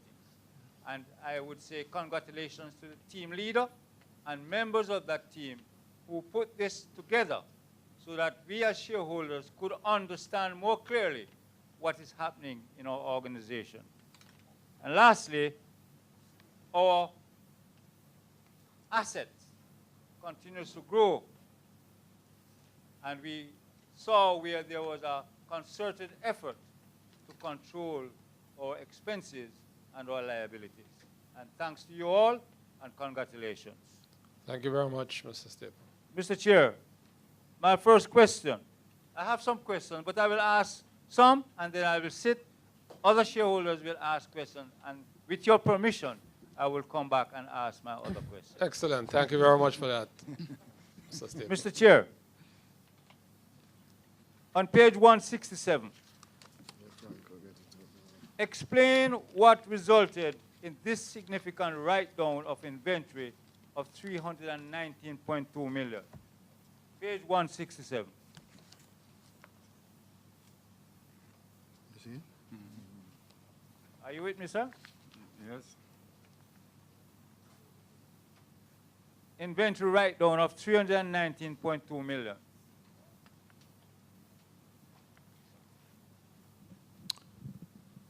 You're going to ask them, and then I'll ask Frank and Don to respond to them. Also on page 167, this loan to others totaled $27.2 billion versus $25.5 billion in 2016. Your comments. And my other question, on pages 171 and 172,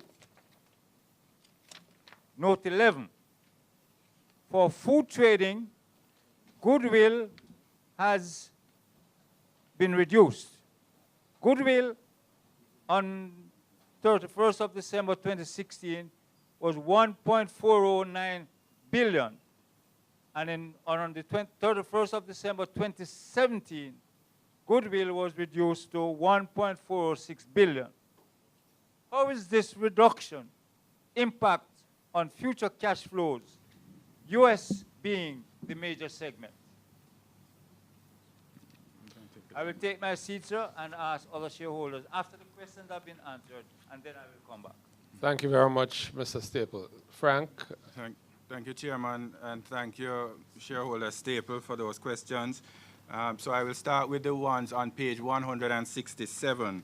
So if shareholders turn to page 167, note 8, you will see where it speaks to inventory write-down recognized as an expense of $319 million. This write-down would relate to damaged goods or returned goods or expired goods within our food trading business. And it is an area that is always a concern for us, one that we have to manage extremely carefully. You will note that it did increase from 2016. So we focus on a number of things. We look at our warehouse and logistics management to try and minimize the amount of damaged goods that we have. We also have to better forecast our demand so that our production is in line with the requirements of our sales. So that's an area that we continue to refine to try and get our forecasting better in line with demand so that we minimize the amount of return goods. Another area that can lead to return goods is the fact that we're an innovative company. So it means that every now and then we will put out new products, test the market with those products. Some of them are going to work, some are not going to work. And those that work will work really well. Those that don't will result in returns and expired goods and goods that we have to write down. So to your question, Director Staple, we continue to focus on this area to reduce. Mr. Staple, just to add to what Frank was saying, and it's a real focus for us. You recall, I think it was about 10 years ago, we built a new warehouse at Bernard Lodge. It was 230,000 square feet. Over the years, Mr. Staple, we have outgrown that location, and that leads to some amount of inefficiency in handling our inventory. The good news is that we are adding to that 90,000 square feet, which we are hoping to complete by the end of this year. And I think that will reduce the inventory damage and the more efficient and use of our inventory and how we store goods. Chairman, also on that page 167, under note 9, the loan to others referred to by Mr. Staple under loans receivable, that really is our bank, First Global Bank. So you have the separation between loans to subsidiaries, which would not be within the group because that would all eliminate, but the line below loans to others is primarily the bank. So as I mentioned, for 2017 over 2016, the bank actually grew its loans receivable, which is good. It means that we're growing our loans to our customers. And so that represents the growth in the loans receivable to the bank. Chairman, the other question was on page 171 and page 172. This deals with intangible assets. So for the benefit of other shareholders, you'll see the column called goodwill. And at the bottom of that column, you will see the amount of goodwill at 31st December 2016, 1409, versus at 31st December 2017, 1406. So there was a reduction in goodwill. To your question, Mr. Staple, there was no impairment in goodwill. This is because this goodwill relates to our overseas subsidiaries. So if you look a little further up the table, there's a line called exchange differences of 2525. So that really is the FX impact. And that really is because the Jamaican dollar appreciated, I think Don would have mentioned in his presentation, versus the US dollar for 2017. So when you convert that goodwill, that US dollar goodwill related to our US business, into Jamaican dollars, you're actually getting a lower figure, which is a bit of an unusual thing. Therefore, it doesn't reflect in any way any negative view of the future cash flows of this business. In fact, the future cash flows that have been projected for both the US business and the UK business continue to support very well the goodwill projections that we have on these books. Thank you very much, Mr. Staple. Mr. Livingston.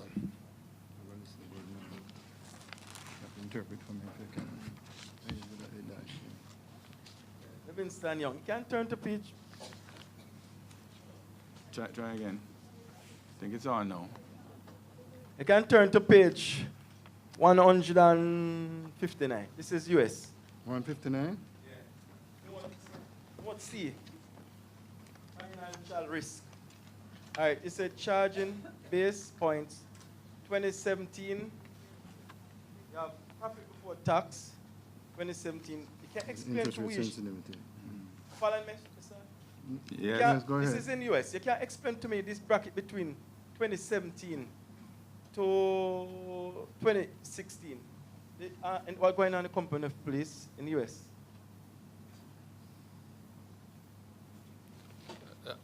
That's Is that the one only question. question? Yeah, with others? Oh, yeah, we have others. Up to 3, right? 158. Note C, financial risk. At your asset, cash, dispose, your investment security, loan receivables, trading and other receivables, your subsidiaries, financial asset liability, bank, trading and payables, subsidiaries. Can you explain to what's going on this company shareholder, please? Dash, why you have them dash?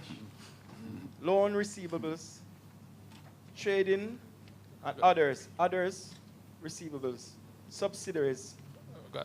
cash and deposit. I think they got it, Livingston. Those two? All right, okay. Frank? So, Chairman, starting with page 159, this is our interest rate sensitivity table. So what it is looking at, Livingston, is what is the effect of a change in interest rates. So if you look under that first table where you see change in basis points, 2017, JMD, USD, it's saying if our interest rates or if interest rates in the market change by a reduction, those that have a negative 100 in Jamaican dollars for Jamaican dollars and a negative 50 for US dollars, then what would be the effect on profit before tax? And it's saying there would be an increase in our profit before tax of 44 million. This would be, of course, because we have liabilities in both Jamaican dollars and US dollars.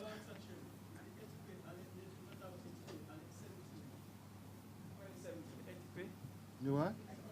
Equity. Equity. Yeah, right. Right. So you have two effects when you have changes in interest rates.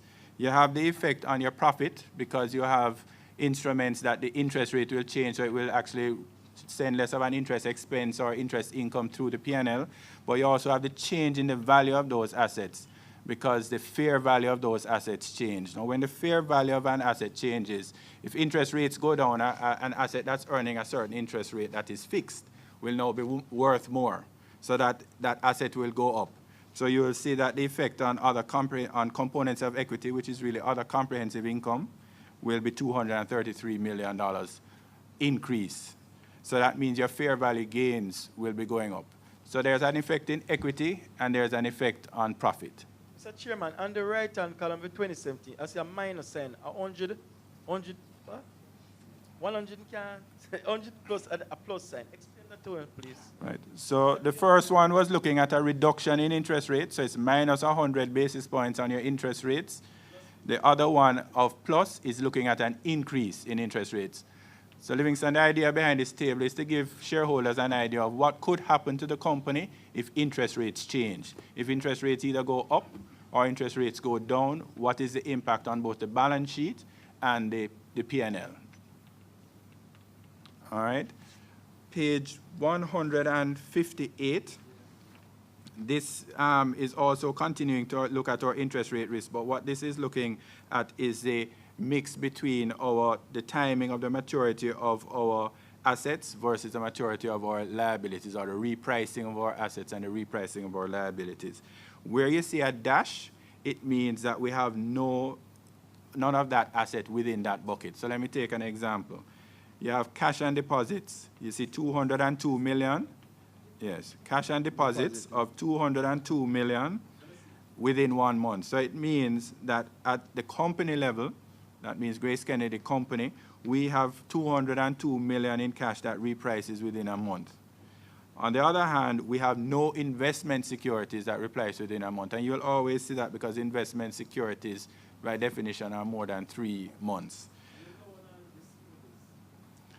So loans receivable, you'll see that we have none within 1 month, but we do have loans. Loans receivable means loans that we have given to someone that's to be paid back. So it's a receivable for the company. We have some that are to be repaid in 3 months, but none that are to be paid within 1 month. So, but you don't get that money as yet to say loan, you know. What's that? A loan. You don't get that money as yet. No, it's due within 1 to 3 months.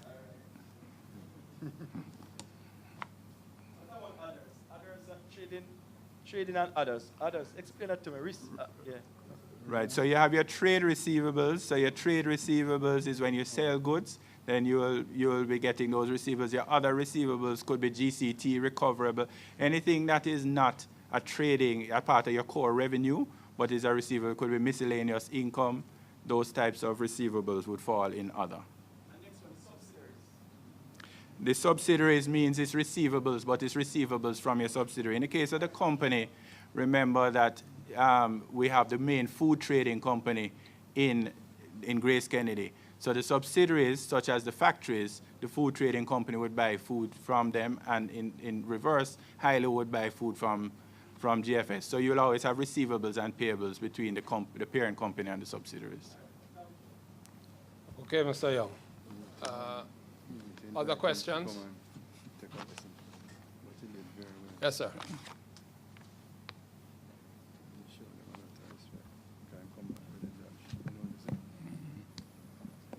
Hi, Anthony Kennedy. Great presentation. Just have one question, just to clarify. It's not entirely clear to me, consumer brands, what that is. Was it an American company, a Jamaican company? And why is it so important to leverage revenue for the future?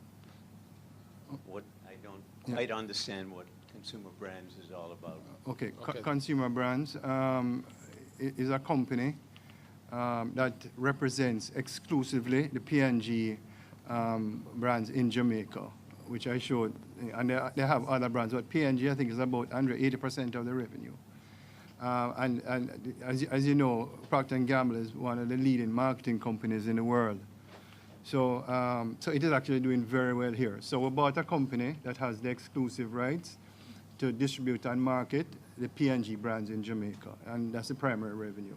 The other point I was making, Tony, is that GraceKennedy having that association with P&G, it gives us the opportunity also to expand, if possible, outside of Jamaica with their brands if the opportunity arises. So for example, we own our own distribution company in Belize. A discussion that we'll obviously have at the appropriate time is there an opportunity for us to also distribute the P&G brand in Belize. Yeah.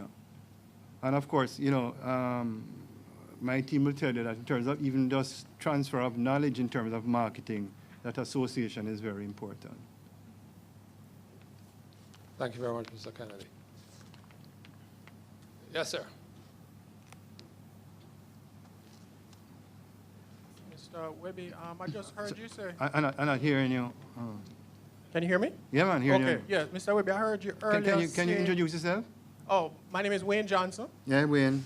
I heard you earlier say that you think that GraceKennedy is the greatest company in the world. I just wanted to know, and I'm glad to hear you say that. I just wanted to know on what basis do you have that view? And second, on page 58 of the annual report, the top 10 stockholders, I realize that the top 10 stockholders own approximately 33% of the company, a third. I was just wondering if there's anything, if this is the norm, or if there's anything in place to say, well, the top 10 stockholders shouldn't own more than, I don't know, a quarter of the company, 30%. I'm just wondering if there's any standard behind that. Yeah. So to answer your last question first, Wayne, absolutely not. We're a publicly traded company, and there is no minimum or maximum as such that any one shareholder can own. GraceKennedy, as you know, over the years, we started as a family company. We went public in 1986. And I guess from that point in time, we have had a wide, diverse ownership structure in the GraceKennedy group. Over the years, you would have recognized that pension funds have become the top shareholders in the GraceKennedy group. 25 years ago, that would have been a little bit different. In terms of why it's the greatest company in the world, you know, I've been asked that question in a number of different ways, and I'll try and answer it like this way. So we are 96 years old, eh?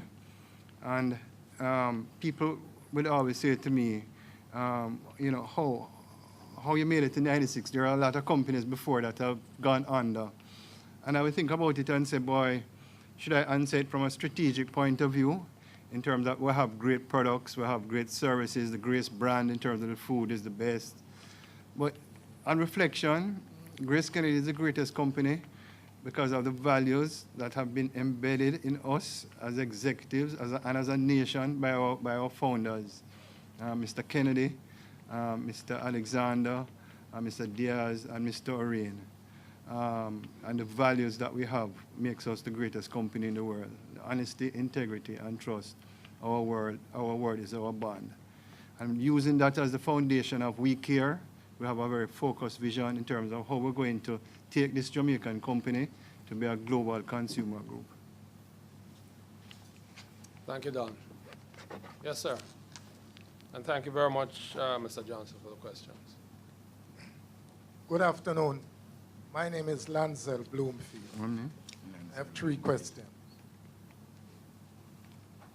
Mr. Chair, does GraceKennedy operates a ship chandelier service or shipping agent service at Kingston Wharves?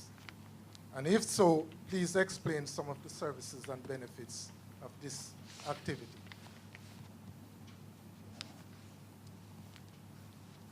The next question is, GraceKennedy owns and operates the largest supermarket chain, that is ILO.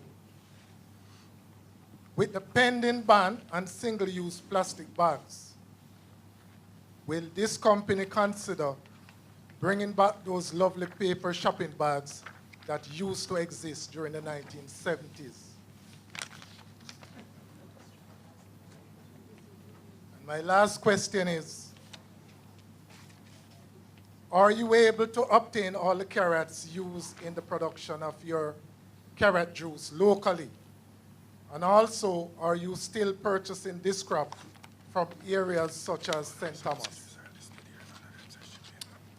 Thank you very much, Mr. Bloomfield. Don, you went it. Sorry, Mr. Bloomfield. In terms of GraceKennedy offering shipping services, we have actually been out of that business for a number of years. So we have no active involvement in shipping. However, if you look on the annual report, there are some dormant companies there that we are going to liquidate in short order. But our involvement in shipping at this point in time with Kingston Wharves or any other shipping agency, we're not involved. In terms of high-low, first of all, we're not the largest supermarket chain in Jamaica. The largest supermarket chain in Jamaica is the Lasution Group. I think we're about the second largest with 13 stores. Is Renee here? Actually, Renee is here, and you can expand on my answer. But the issue of recycled plastic is an important one because we believe, and Fred Kennedy will tell you in terms of sustainable environment. Earth Day, we actually introduced a recyclable bag, right? And it was a tremendous, tremendous success where you have a bag, you take it to the supermarket, and you can carry it back and reuse it. That's what it is. So the lovely paper bag, I don't think it's going to be cost efficient, but I think in terms of it being environmentally friendly, what we did on Earth Day, we're getting great feedback from the consumers, and I think that is the direction that we'll be heading in terms of packaging for high-low. Renee, you want to add anything to that? No, just to say it's been very successful so far. Our customers have welcomed it. And we actually sold out of those reusable bags, so we'll be continuing to promote our Go Green initiative so that eventually we don't need to use plastic bags anymore. Okay? All right. The question about carrots locally, that's kind of above my pay grade. Is Andrew Ho here? Andrew, you can answer that question about carrots and sourcing. St. Thomas? Or Zach?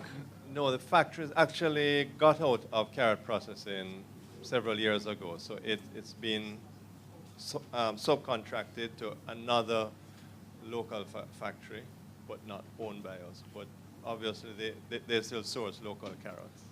Okay, so Mr. Bloomfield, we're actually not producing it at our own factory. We have a third-party producer that is doing it for us, and we're not quite sure his source of the carrots. You have something in mind why you asked that question? Not really, Mr. Chair. But I have a concern because I do have relatives, many of whom do large farming of carrots in that particular area. And I'm a consumer of the product also. And I do have a concern in that regard. Okay, I've noted your comment. I do my own checks for you, and if anything, we can talk after. All right? Thank you, sir. So Andrew wants to... Yes, I omitted to say, though, that our Hounslow agro-processing plant does buy carrots, but mainly from the St. Elizabeth area. It's used in the very successful they're fresh and ready. stir-fry. Yeah, fresh and ready. Mr. Boris. Afternoon, Chris Burrow. My question concerns, I suppose, the newly discovered problem the world has, microplastics.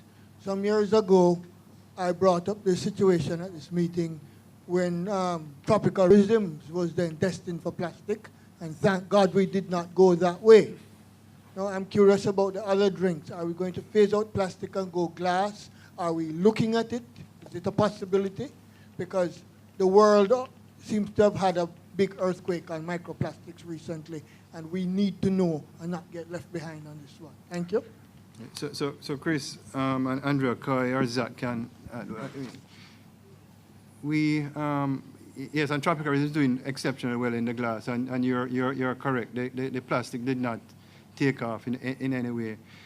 We have to be consumer-centric. We have to anticipate the needs of our consumer in terms of the product and services that we are offering.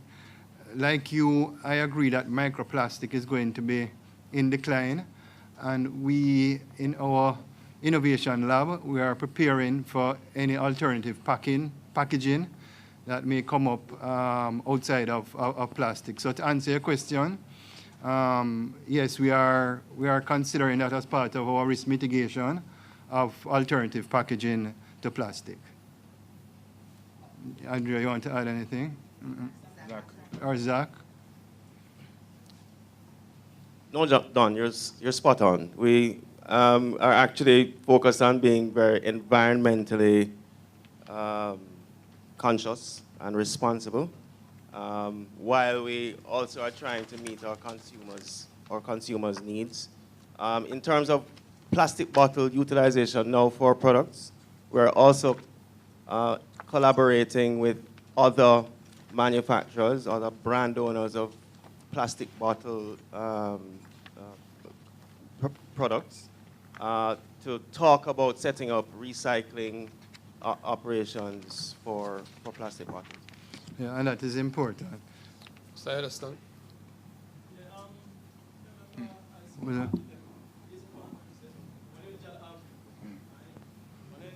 Make mango juice and carrot juice. It was excellent. So I don't know why I'm not still not.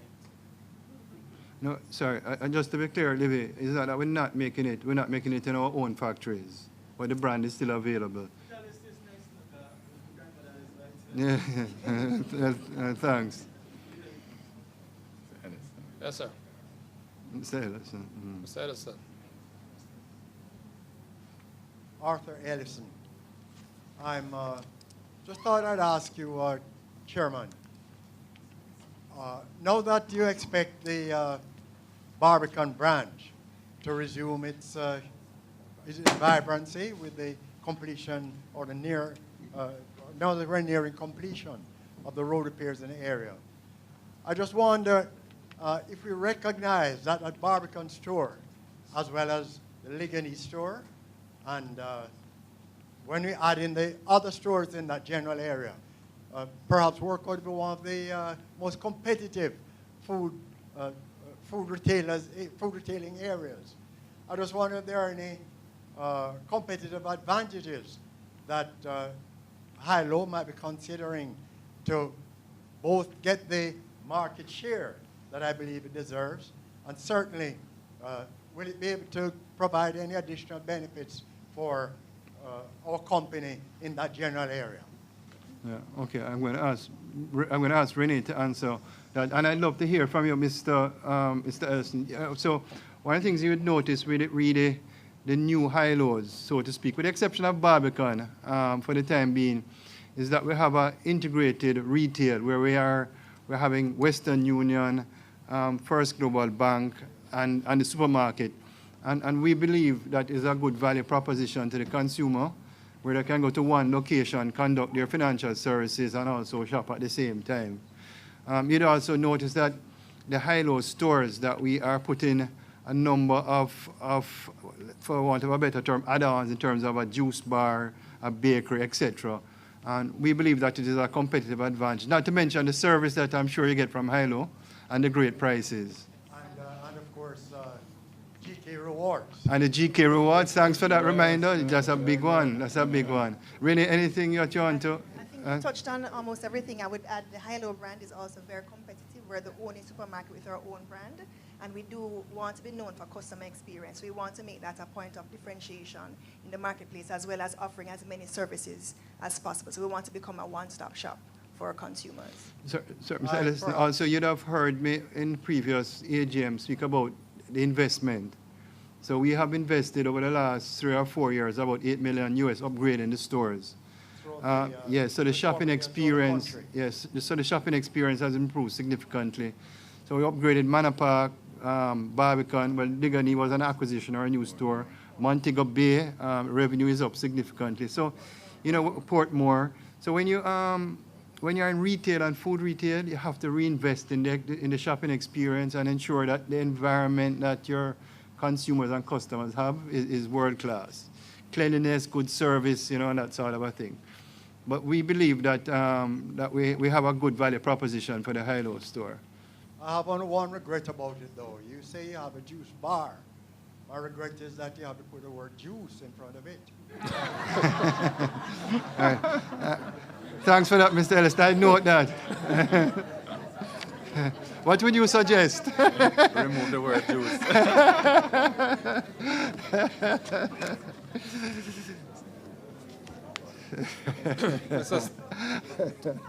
Mr. Stapler, I think it's back to you now, sir, for your final round of questions.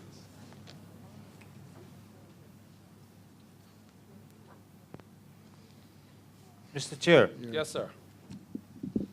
I did not hear, when I asked a question on the goodwill, I did not hear how the reduction is impacting on the future cash flows, US dollar being the major segment. I don't recall hearing any comment on that. Well, I had said it, Mr. Staple, what I repeat.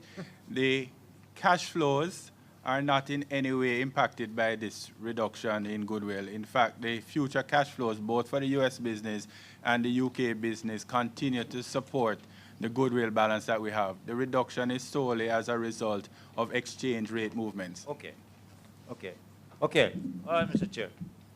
The pension plan asset includes, if you turn me to page 181. 181? Yes. The pension plan assets include companies' ordinary stock units of 1.954 billion, plus buildings occupied by group companies of 1.168 billion. All these are at fair values. Yes. Which is the price at which both the buyer and seller can agree on at any particular date. Now, the benefit of the surplus of the pension plan will be reduced in the future due to reduced contribution to the pension scheme. Why this reduction in contribution? Mr. Chair. Yes, sir. You go ahead. No. In 2060, are you on the same page, Mr. Staple? Page and note reference, Mr. Staple. This is a question on the accounts, basically. Yes, what page? Page.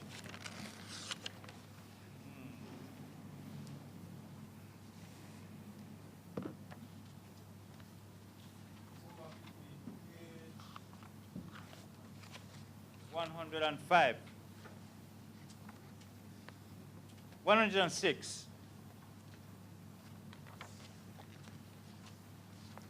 Mr. Chair, you know, in 2016, your total revenue was 91.4 billion, while your total, and when I say total, I mean all expenses, was 86.9 billion, which gave you a net profit of 4.5 billion.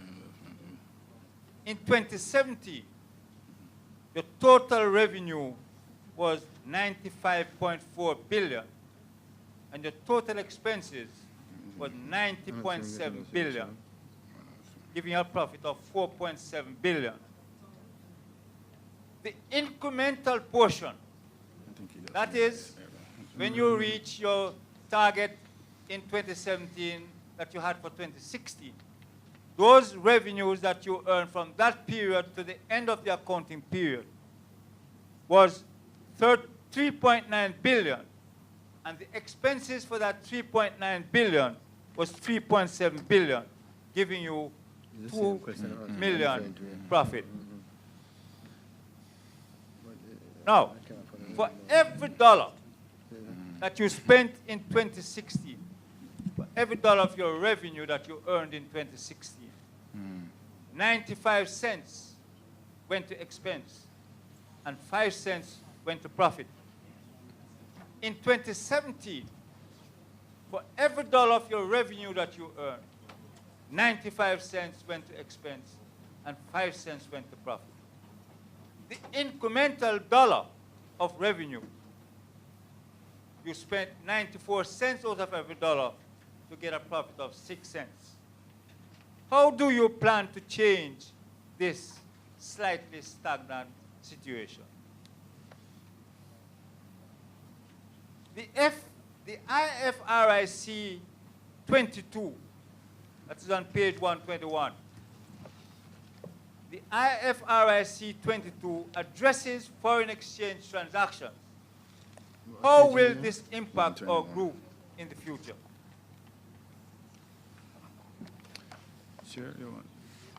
Mr. Chair, the acquisition of Lafayette and its integration as part of the group was incomplete in 2016. What has led to a relaunch of this brand for 2018? Your comments. How is GKMPay, the new mobile wallet, impacting on the market? And lastly, what is accounting for this low growth rate of GK business in the Caribbean areas? Your comment. Thank you. Thank you very much, Mr. Staple. So we have questions on goodwill and the pension assets, the expense ratio, IFRS, Lafayette, GKMP, and low growth in the Caribbean. Yes, Chairman, I will start and hand to Don for some of them. The page 181, if we can start on page 181, and the reference you're making to is that second paragraph, I believe, Mr. Staple, where it says, the benefit that the company derives from the surplus of the pension plan is limited to the extent of the reduction in future contributions that it will make to the pension scheme. So it is not saying that we will be reducing contributions. What it is saying is the surplus that is in the pension fund. As you know, we can't get back that surplus as a company. But how we benefit from it as a company is that we don't have to contribute. Our matching contributions can be less. It's called a pension contribution holiday. And because of the significant surplus in the pension scheme, it allows the sponsor, when there's a significant surplus, to reduce the level of contributions. In the same way, if there's a deficit or you're coming towards a deficit, you would need to increase your level of pension contributions. So it is merely saying that the benefit, the surplus we can recognize on our balance sheet is going to be limited by the amount of that potential holiday, of that potential pension holiday. It's not going to be based on the actual assets and liabilities of the fund, because those don't belong to the company. But the pension holiday that the company can take is where it gets a benefit and therefore is an asset. Sorry, Mr. Staple, I want to answer your question firstly on the Caribbean. So there are two major factors why the Caribbean, under the period of review that you are looking at, why it showed no growth or very little growth. Two things. You recall last year the hurricane really hit havoc on the Caribbean area, and that is one reason. But one of the main reasons why you're seeing there is actually the ban on corned beef that impacted the Caribbean significantly in all our markets because there was virtually no supply for 3 months there. So in terms of revenue performance, I would say those are the two major factors that would have impacted the Caribbean region for 2017. In terms of Lafayette, and that's a really great question that you asked in terms of the relaunch. Let us think about the intent of the acquisition. We have said that our acquisition of Lafayette from a strategic point of view is that we want to break out to be the #2 brand under Goya in the United States of America. That Hispanic market is about a US $7 billion market. So it's huge. Putting it in context, the Caribbean food market is about 500 million. So when you're doing that, you would recognize that it is extremely important if you're setting out on a journey to be #2, that you have to be very scientific, you have to be very focused. And the way we approach that is by doing a lot of market surveys, a lot of market research. And coming out of that market research, it showed us very clearly that for us to really break out and increase the revenue in line with what we are hoping for in the long term, that we would have to, for want of a better term, refresh the brand, putting on new labels, new packaging. So when we speak about the relaunch, that is what we're speaking about. But as a shareholder, I would encourage you to think about it in terms of the long-term benefit and the strategy that we have, that we want to increase, we want to significantly increase the revenue, and that is what we have to do to reach that objective. In terms of GKMP, the question was, what was an investment? Mr. Staple? GKMP. Sorry, GKMP. If you can just repeat that, I'm not sure if I got the gist of it. GKMP? Yes. How is GKMP, the new mobile wallet, impacting on the market? Okay, so I said it in my presentation, and to be very honest with you, is significantly below our expectations. I think we have about 6,000 users on it, and we had expected at this time to be significantly more than that. So again, we have to go back to the drawing board, Mr. Staple. There are some products that we want to add to the wallet, to the GKMP wallet, which we are hoping to announce in a few months, and we think that would add significantly to the usage of GKMP. But it has not met our expectations, and we have to revisit our value proposition. 6,000 users, we expected it to have been much more at this time. And we have spent quite a bit on marketing, so there's a lot of upfront investment that we have to see how best to recover and ensure that we get the benefits from those expenses and investment. So it's work to be done, but we're going to try and get it done. Chairman, the other two questions from Mr. Staple on page 106, which is the income statement. Mr. Staple identified, as we presented, that the margins, the net margins for the company were effectively flat, 5.1% in 2016 versus 5.2% in 2017. And so the question is, how do we improve that going forward, which is a very good question. So one, we did explain that there were a number of unusual events in 2017, and if we had adjusted for those, there would have been a more meaningful improvement. But I think more importantly, Don spoke in his presentation about the vision for our 100 years and actually looking at how we improve the efficiency of the business, and there's lots of scope when we do our benchmarking for improving the efficiency. So the company is very committed to looking at our organization design and our business processes and becoming more efficient over the years, and we expect you to see that playing out in our results in the future. The final one, Chairman, was on page 100. Mr. Staple, and I mean this sincerely, to your credit, you asked a similar question last year in terms of revenue flowing to the bottom line. I remember that very clearly. And I actually used your question for debate with my executive leadership team, who you met earlier. And coming out of that, you're absolutely correct. that with the level of revenue that GraceKennedy is producing, if we become more efficient, more will flow to the bottom line.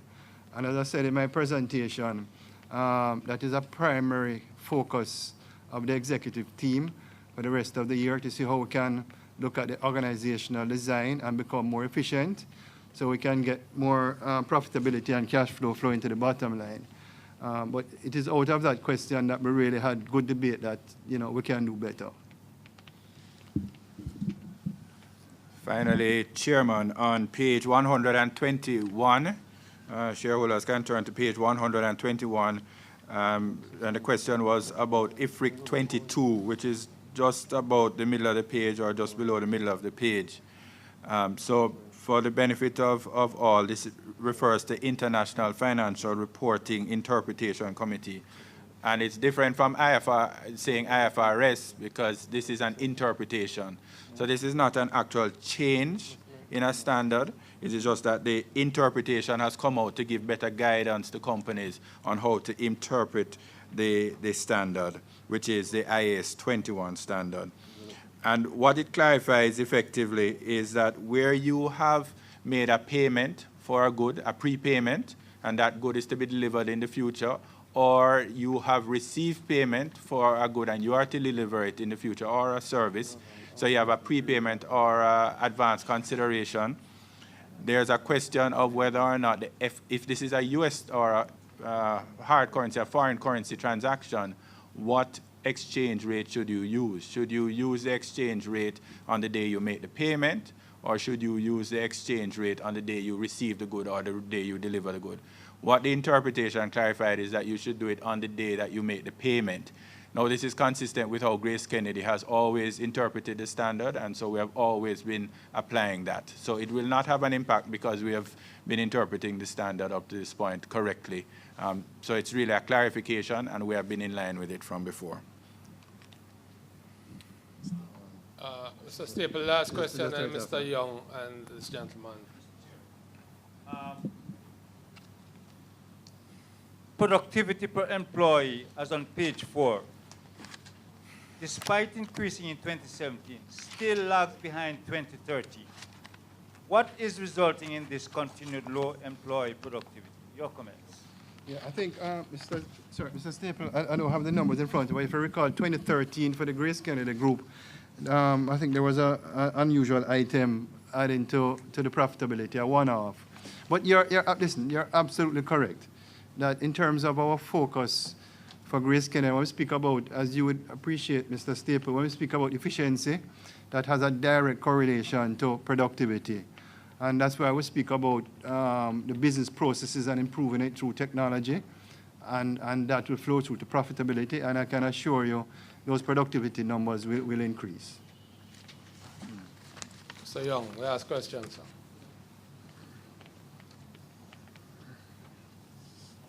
You can turn to page 164.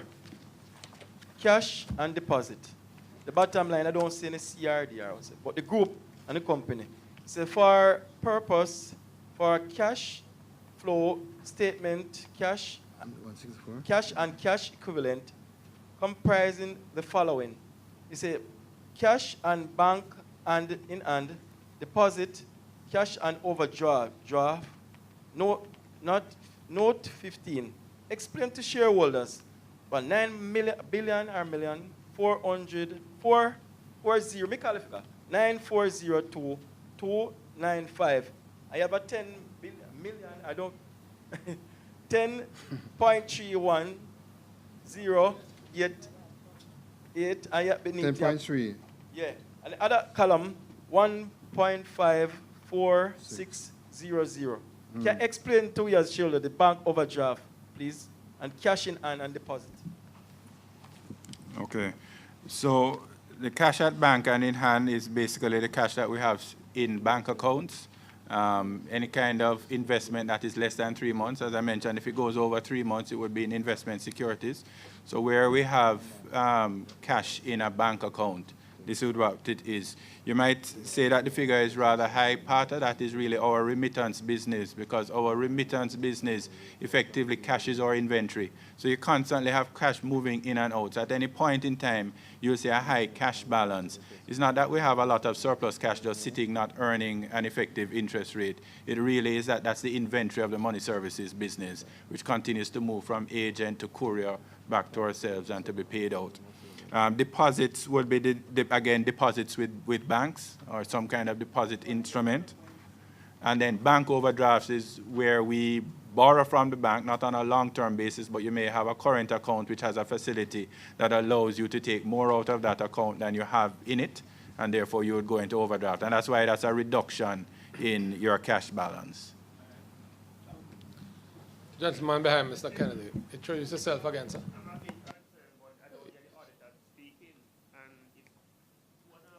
And I don't hear the auditor speaking. Is it that you're not going to have an auditor speaking at this meeting? That's the very next item, sir, and we'll go into that. I want to thank all of our members for the questions that you have asked. These questions are very important, as Don pointed out to you. For example, Mr. Staple, the question you asked last year about expense ratio, and you've brought it back again, has impacted on the thinking of the executives, and that's excellent. I want to thank Don and Frank for the comprehensive responses they have provided. The transparency in them, I think you'll agree, they were open, they were frank, and they were insightful. Thank you both very much, gentlemen, for those. As our members are asking, what about the auditors? The director's report, the auditor's report, the statements of accounts have been circulated to members, and they obviously have been very well read. May we have a motion that the director's report be taken as read? Yes, sir. The auditor's report? No, Mr. Staple, but the auditor is here and will take the report. Okay. We'll But before that resolution goes any further, I think the auditor should, we should hear from the auditor. Yes, sir. So you are saying that you don't want to be taken as read, and Peter is here, who will present the report. You see, Mr. Chair, the Companies Act requires that this be read. So we are going to read it, Mr. Staple. Okay.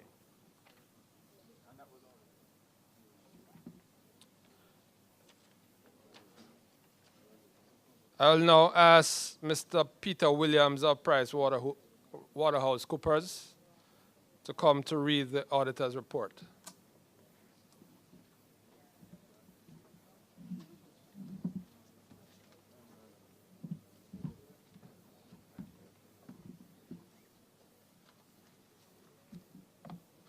Thank you, Mr. Chairman. Good evening, ladies and gentlemen. Independent Auditor's Report to the members of GraceKennedy Limited. Report on the audit of the consolidated and standalone financial statements. Our opinion. In our opinion, the consolidated financial statements and the standalone financial statements give a true and fair view of the consolidated financial position of GraceKennedy Limited, the company, and its subsidiaries, together the group, and the standalone financial position of the company as at 31 December 2017, and of their consolidated and standalone financial performance, and their consolidated and standalone cash flows for the year then ended, in accordance with international financial reporting standards and the requirements of the Jamaican Companies Act. What we have audited. GraceKennedy Limited's consolidated and standalone financial statements comprise the consolidated and company statements of financial position as at 31 December 2017, the consolidated and company income statements for the year then ended, the consolidated and company statements for comprehensive income for the year then ended, the consolidated and company statements of changes in equity for the year then ended, the consolidated and company statements of cash flows for the year then ended, and the notes to the financial statements, which include significant accounting policies. Basis for opinion. We conducted our audit in accordance with International Standards on Auditing, ISAs, Our responsibilities under those standards are further described in the auditor's responsibilities for the audit of the consolidated and standalone financial statements section of our report. We believe that the audit evidence we have obtained is sufficient and appropriate to provide a basis for our opinion. Independence. We are independent of the group in accordance with the International Ethics Standards Board for Accountants Code of Ethics for Professional Accountants, IESBA Code. We have fulfilled our other ethical responsibilities in accordance with the IESBA Code. Our audit approach, audit scope. As part of designing our audit, we determine materiality and assess the risk of material misstatement in the consolidated and standalone financial statements. In particular, we considered where management made subjective judgments, for example, in respect of significant accounting estimates that involve making assumptions and considering future events that are inherently uncertain. As in all of our audits, we also address the risk of management override of internal controls, including, among other matters, consideration of whether there was evidence of bias that represented a risk of material misstatement due to fraud. How we tailored our group audit scope. We tailored the scope of our audit in order to perform sufficient work to enable us to provide an opinion on the consolidated financial statements as a whole, taking into account the structure of the group, the accounting processes and controls, and the industry in which the group operates. In assessing the risk of material misstatement to the group financial statements, and to ensure we had adequate quantitative coverage of significant accounts in the financial statements, we designed and performed audit procedures over various components. The group comprised 40 reporting components, of which we selected 18 components which represent the principal business units within the group and covered entities within Jamaica, Barbados, the Eastern Caribbean, Trinidad and Tobago, Canada, the United Kingdom, the United States of America, and Guyana. Of the 18 components selected, we performed an audit of the complete financial information of 10 components, full scope components, which were selected based on their size, risk characteristics, or both. For the remaining 8 components, specific scope components, we performed audit procedures on specific accounts and/or analytical procedures within that component that we considered had the potential for the greatest impact on the significant accounts in the financial statements, either due to the size of these accounts or their risk profile. The audit scope of these components may not have included testing of all significant accounts of the component, but will have contributed to the coverage of significant accounts tested for the group. In relation to the remaining components, none of which are individually greater than 4% of the group's profit before tax, we performed other procedures, including analytical review procedures and testing of consolidation journals, intercompany eliminations, and foreign currency translation recalculations to respond to any potential risks of material misstatement to the group financial statements. For components that are in the scope of the group audit, we used component auditors from PwC network firms and non-PwC firms who are familiar with the local laws and regulations to perform this audit work. Throughout the audit, we had regular meetings and correspondence with management and component auditor teams to follow up progress for all work components. The group engagement leader and senior members of the engagement team reviewed the reports about the audit approach and findings of the component auditors. Context. The context of our audit is set by the group's major activities in 2017.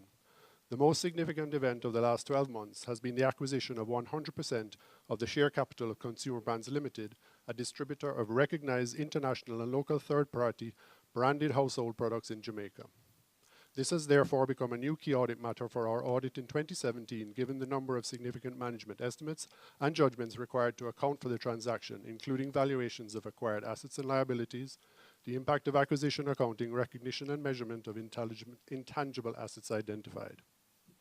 Our other key audit matters relating to goodwill impairment assessment of the United States of America operations, valuation of pension scheme assets and liabilities, and credit risk and the impairment of loans and advances to customers continue to be areas which are significant to the group and involve significant levels of judgment by management and expert knowledge as in prior year.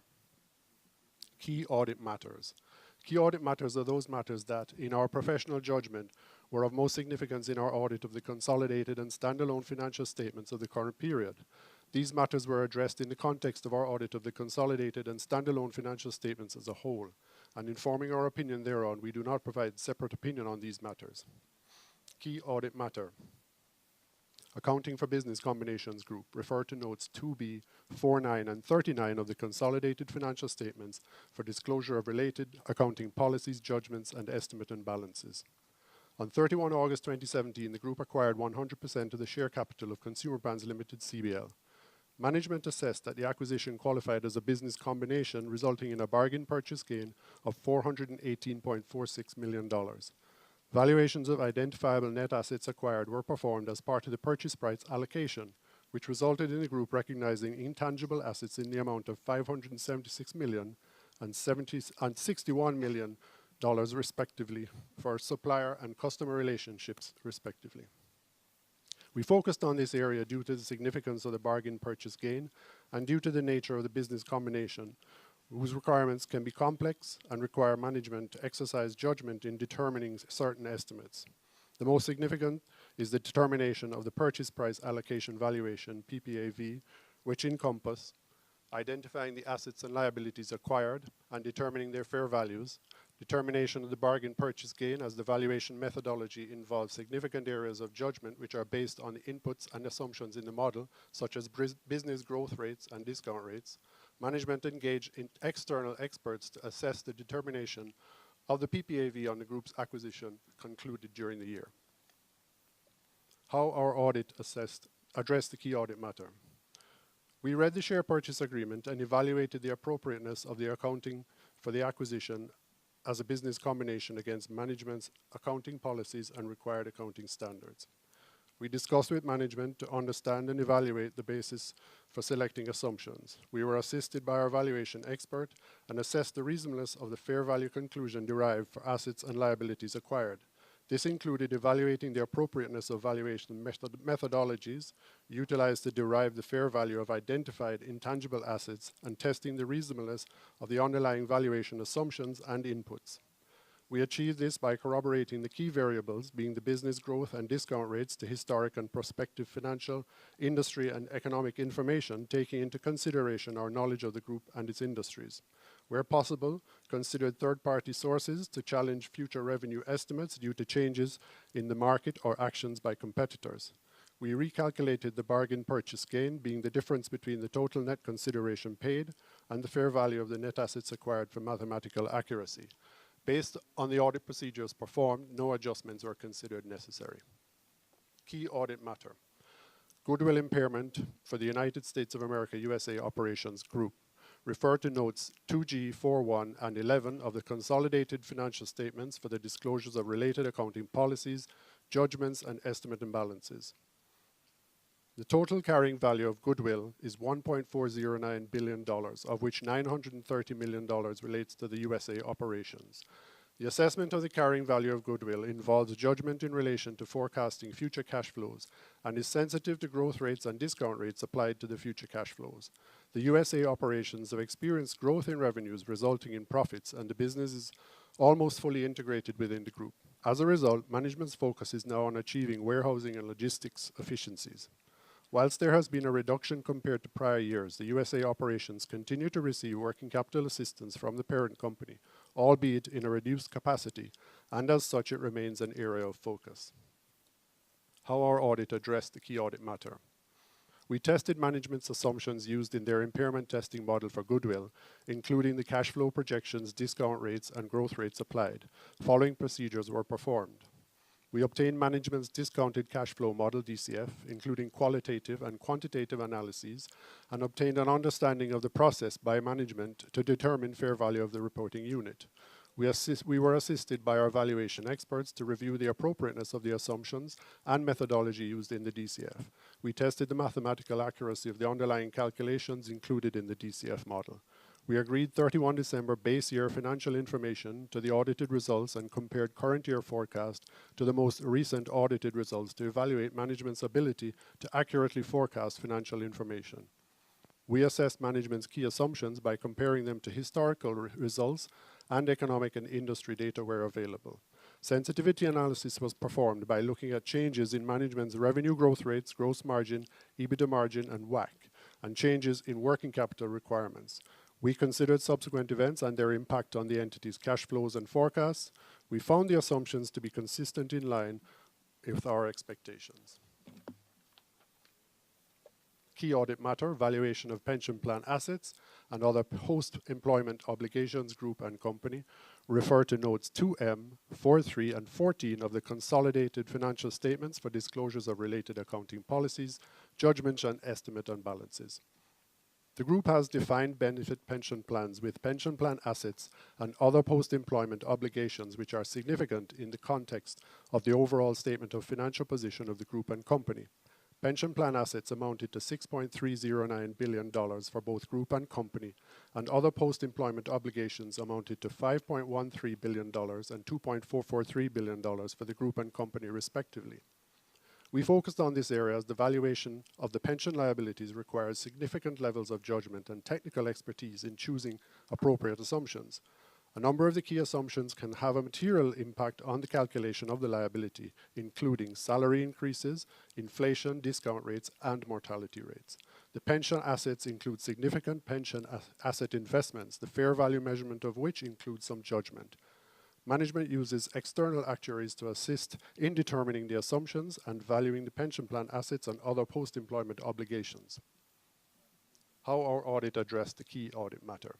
We performed the following procedures on the valuations of pension plan assets and other post-employment obligations as follows. We evaluated management's assumptions made in relation to the valuations of the pension assets and other post-employment obligations and the assumptions around salary increases and mortality rates by comparing them to national and industry averages.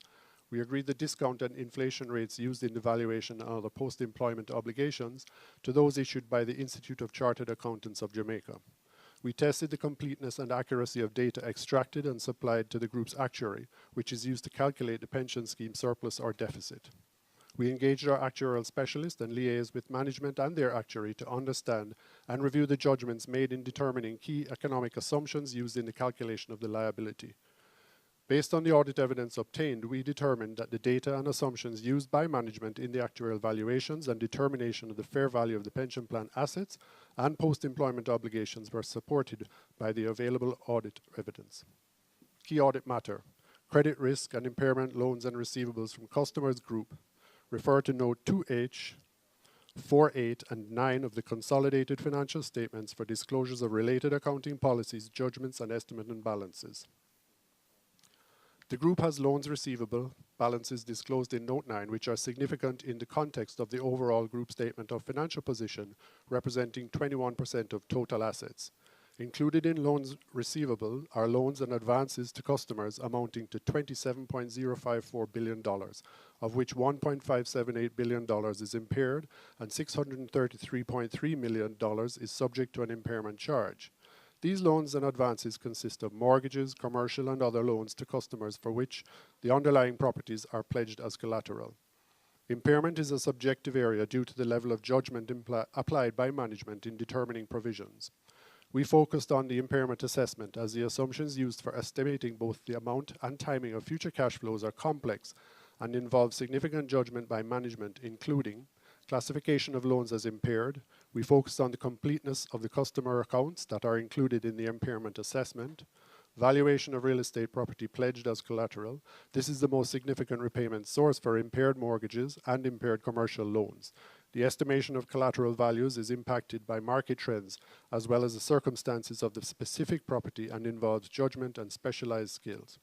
And the key assumptions and judgments made by management when calculating the provision for individually impaired loans and loan portfolio by sector collectively. Key assumptions and judgments included the estimated cost to sell collateral, time to liquidate the pledged collateral, and the amount and timing of the collection of cash flows from other sources than pledged collateral, as well as default rates. How our audit addressed the key audit matter. We understood and tested the operating effectiveness of controls impacting the impairment and focused on credit approval being supported by proper documentation and appropriate loan underwriting in accordance with the group's policies. Automated identification of loans classified as delinquent by the system and days outstanding correctly reflected, and adjustments for credit losses are supported, correctly posted, and appropriately approved. We found that these key controls were designed, implemented, and operated effectively, and therefore determined that we could place reliance on these key controls for the purposes of our audit. In addition, we performed the following detailed testing procedures. We understood management's basis for determining whether a loan is impaired as disclosed in Note 2H and evaluated the reasonableness using our understanding of the group's lending portfolios and our broader industry knowledge. We tested completeness of the loan provision balance based on non-performing loans within the portfolio and considered the reasonableness of management's assumptions in prior year based on the realized value of the security sold. We tested a sample of performing loans and examined the status of the loan account subsequent to year-end to determine if there are any indicators of impairment. For a sample of non-performing loans, we gained an understanding of the latest developments at the borrowers and the basis of measuring the impairment provisions and considered whether key judgments were appropriate given the borrower's circumstances. We also reperformed management's impairment calculation. In addition, we tested key inputs to the impairment calculation, including the expected future cash flows and the valuation of collateral held, and determine the reasonableness of the valuation of real estate collateral based on the use of our auditor's expert. Where cash flows are from real estate, sensitivity analyses were performed by varying the time taken to sell the property where considered necessary. We tested management's impairment calculation for loans by sector by evaluating the default rate model, compared inputs to relevant data including historical loss experience for loans and similar risk characteristics. We also tested the calculations from mathematical accuracy, noting no exceptions. No exceptions requiring management to adjust their provision were noted as a result of the procedures we performed. Other information. Management is responsible for the other information. The other information comprises the annual report, but does not include the consolidated and standalone financial statements and our auditor's report thereon, which is expected to be made available to us after this auditor's report date. Our opinion on the consolidated and standalone financial statements does not cover the other information, and we will not express any form of assurance conclusion thereon. In connection with our audit of the consolidated and standalone financial statements, our responsibility is to read the other information identified above when it becomes available and, in doing so, consider whether the other information is materially inconsistent with the consolidated and standalone financial statements or our knowledge obtained in the audit, or otherwise appears to be materially misstated. When we read the annual report, if we conclude that there is a material misstatement therein, we are required to communicate the matter to those charged with governance. Responsibility of management and those charged with governance for the consolidated and standalone financial statements. Management is responsible for the preparation of the consolidated and standalone financial statements that give a true and fair view in accordance with IFRS and the requirements of the Jamaican Companies Act, and for such internal control as management determines is necessary to enable the preparation of consolidated and standalone financial statements that are free from material misstatement, whether due to fraud or error. In preparing the consolidated and standalone financial statements, management is responsible for assessing the group and company's ability to continue as a going concern, disclosing, as applicable, matters related to going concern and using the going concern basis of accounting unless management either intends to liquidate the group, the company, or to cease operations, or has no realistic alternative but to do so. Those charged with governance are responsible for overseeing the group and company's financial reporting process. Auditor's responsibility for the audit of the consolidated and standalone financial statements. Our objectives are to obtain reasonable assurance about whether the consolidated and standalone financial statements are, as a whole, free from material misstatement, whether due to fraud or error, and to issue an auditor's report that includes our opinion. Reasonable assurance is a high level of assurance, but is not a guarantee that an audit conducted in accordance with ISAs will always detect a material misstatement when it exists. Misstatements can arise from fraud or error and are considered material if individually or in the aggregate they could reasonably be expected to influence the economic decisions of users taken on the basis of these consolidated and standalone financial statements. As part of an audit conducted in accordance with ISAs, we exercise professional judgment and maintain professional skepticism throughout the audit. We also identify and assess the risks of material misstatement of the consolidated and standalone financial statements, whether due to fraud or error, design and perform audit procedures responsive to those risks, and obtain audit evidence that's sufficient and appropriate to provide a basis for our opinion. The risk of not detecting a material misstatement resulting from fraud is higher than for one resulting from error, as fraud may involve collusion, forgery, intentional omissions, misrepresentations, or the override of internal control. Obtain an understanding of internal control relevant to the audit in order to design audit procedures that are appropriate in the circumstances but not for the purpose of expressing an opinion on the effectiveness of the group and company's internal control. Evaluate the appropriateness of accounting policies used and the reasonableness of accounting estimates and related disclosures made by management. Conclude on the appropriateness of management's use of the going concern basis of accounting and, based on the audit evidence obtained, whether a material uncertainty exists related to events or conditions that may cast significant doubt on the group and company's ability to continue as a going concern. If we conclude that a material uncertainty exists, we are required to draw attention in our auditor's report to the related disclosures in the consolidated and standalone financial statements, or, if such disclosures are inadequate, to modify our opinion. Our conclusions are based on the audit evidence obtained up to the date of our auditor's report. However, future events or conditions may cause the group or company to cease to continue as a going concern.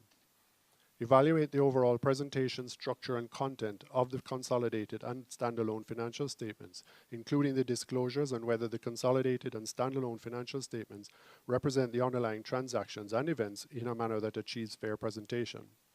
Obtain sufficient appropriate audit evidence regarding the financial information of the entities or business activities within group to express an opinion on the consolidated financial statements.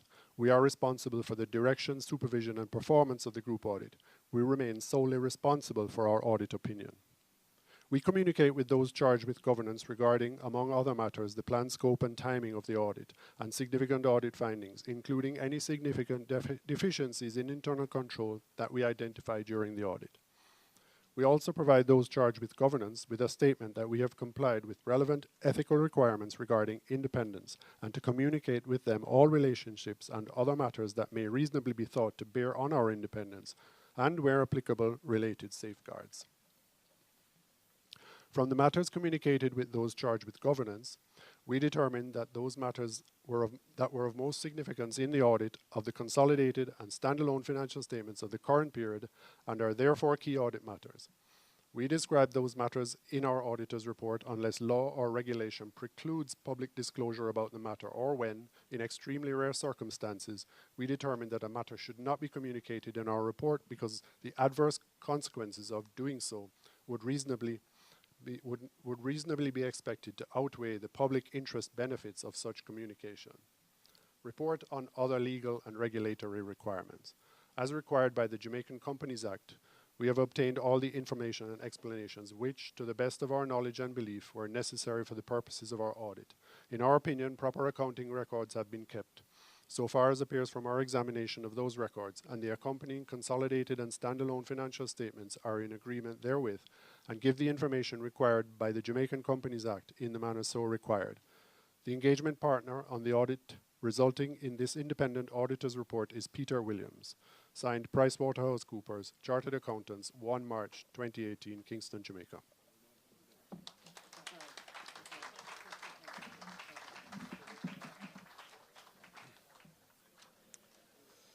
Thank you very much, Peter, for that very comprehensive report. Will the Secretary now please table the reports together with the statement of accounts? Thank you, Gail.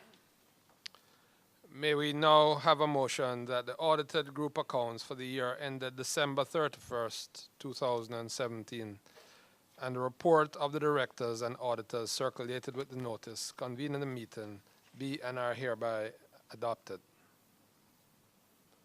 Mr. Kennedy and Mr. Solomon. The director's report, the auditor's report, and the statements of account have been circulated to members. May we have a motion that the director's report be taken as having been read? Mr. Livingston and Mr. Kennedy. I declare all in favor? All against? I declare the motion having been carried.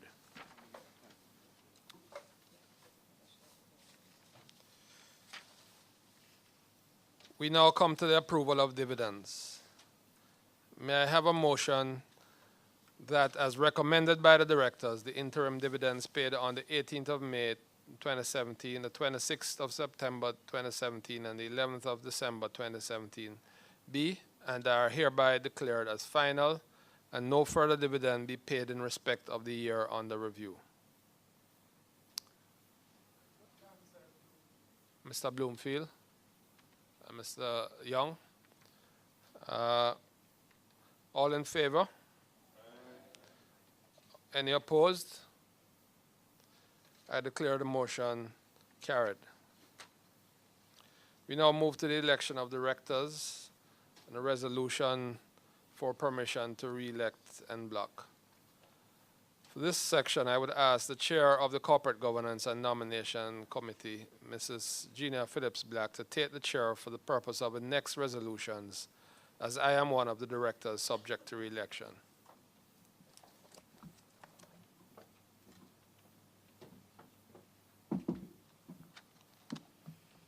Good evening.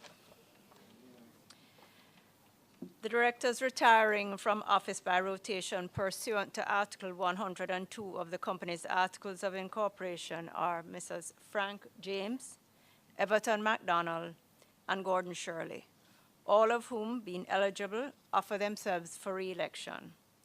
May we have a motion that the directors retiring by rotation and offering themselves for re-election, that is Mrs. Frank James, Everton MacDonald, and Gordon Shirley, be re-elected en bloc. Could you just repeat your name?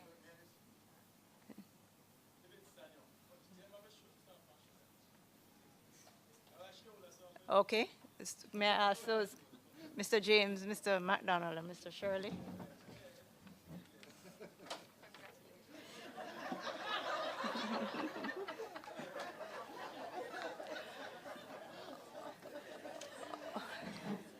All in favor of the motion? Opposed? The motion is carried. May we therefore please have a motion that Mrs. Frank James, Everton MacDonald, and Gordon Shirley be, and they are hereby re-elected directors of the company. Moved by Mr. Kennedy, Burrows, and Mr. Kennedy seconded. All in favor of the motion? Opposed? The motion is carried. Invite the chairman to resume his position.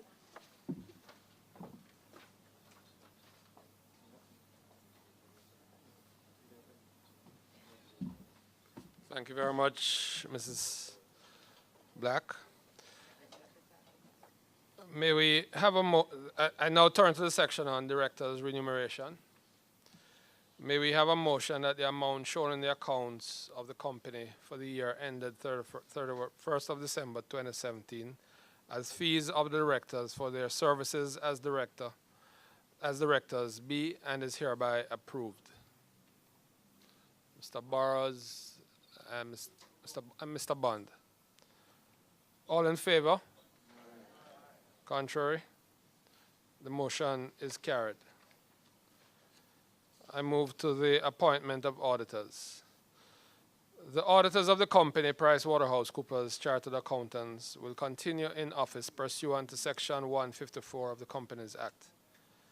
May we please have a motion that the PricewaterhouseCoopers Chartered Accountants, having agreed to continue in office as auditors, be and are hereby appointed auditors of the company pursuant to Section 154 of the Companies Act to hold office until the next annual general meeting at a remuneration to be fixed by the directors of the company. Mr. Moss Solomon, Mr. Young. All in favor? Those contrary? The motion is carried. Ladies and gentlemen, this concludes the agenda for the meeting. I would like to thank all of you for your continuing interest and support, for staying with us throughout the rather long meeting, but a very important and meeting for the company. I now declare the meeting having concluded and invite you to join us for light refreshments in the multifunctional room on the first floor of the building. The ushers will direct you to the refreshment area. Thank you very much, ladies and gentlemen.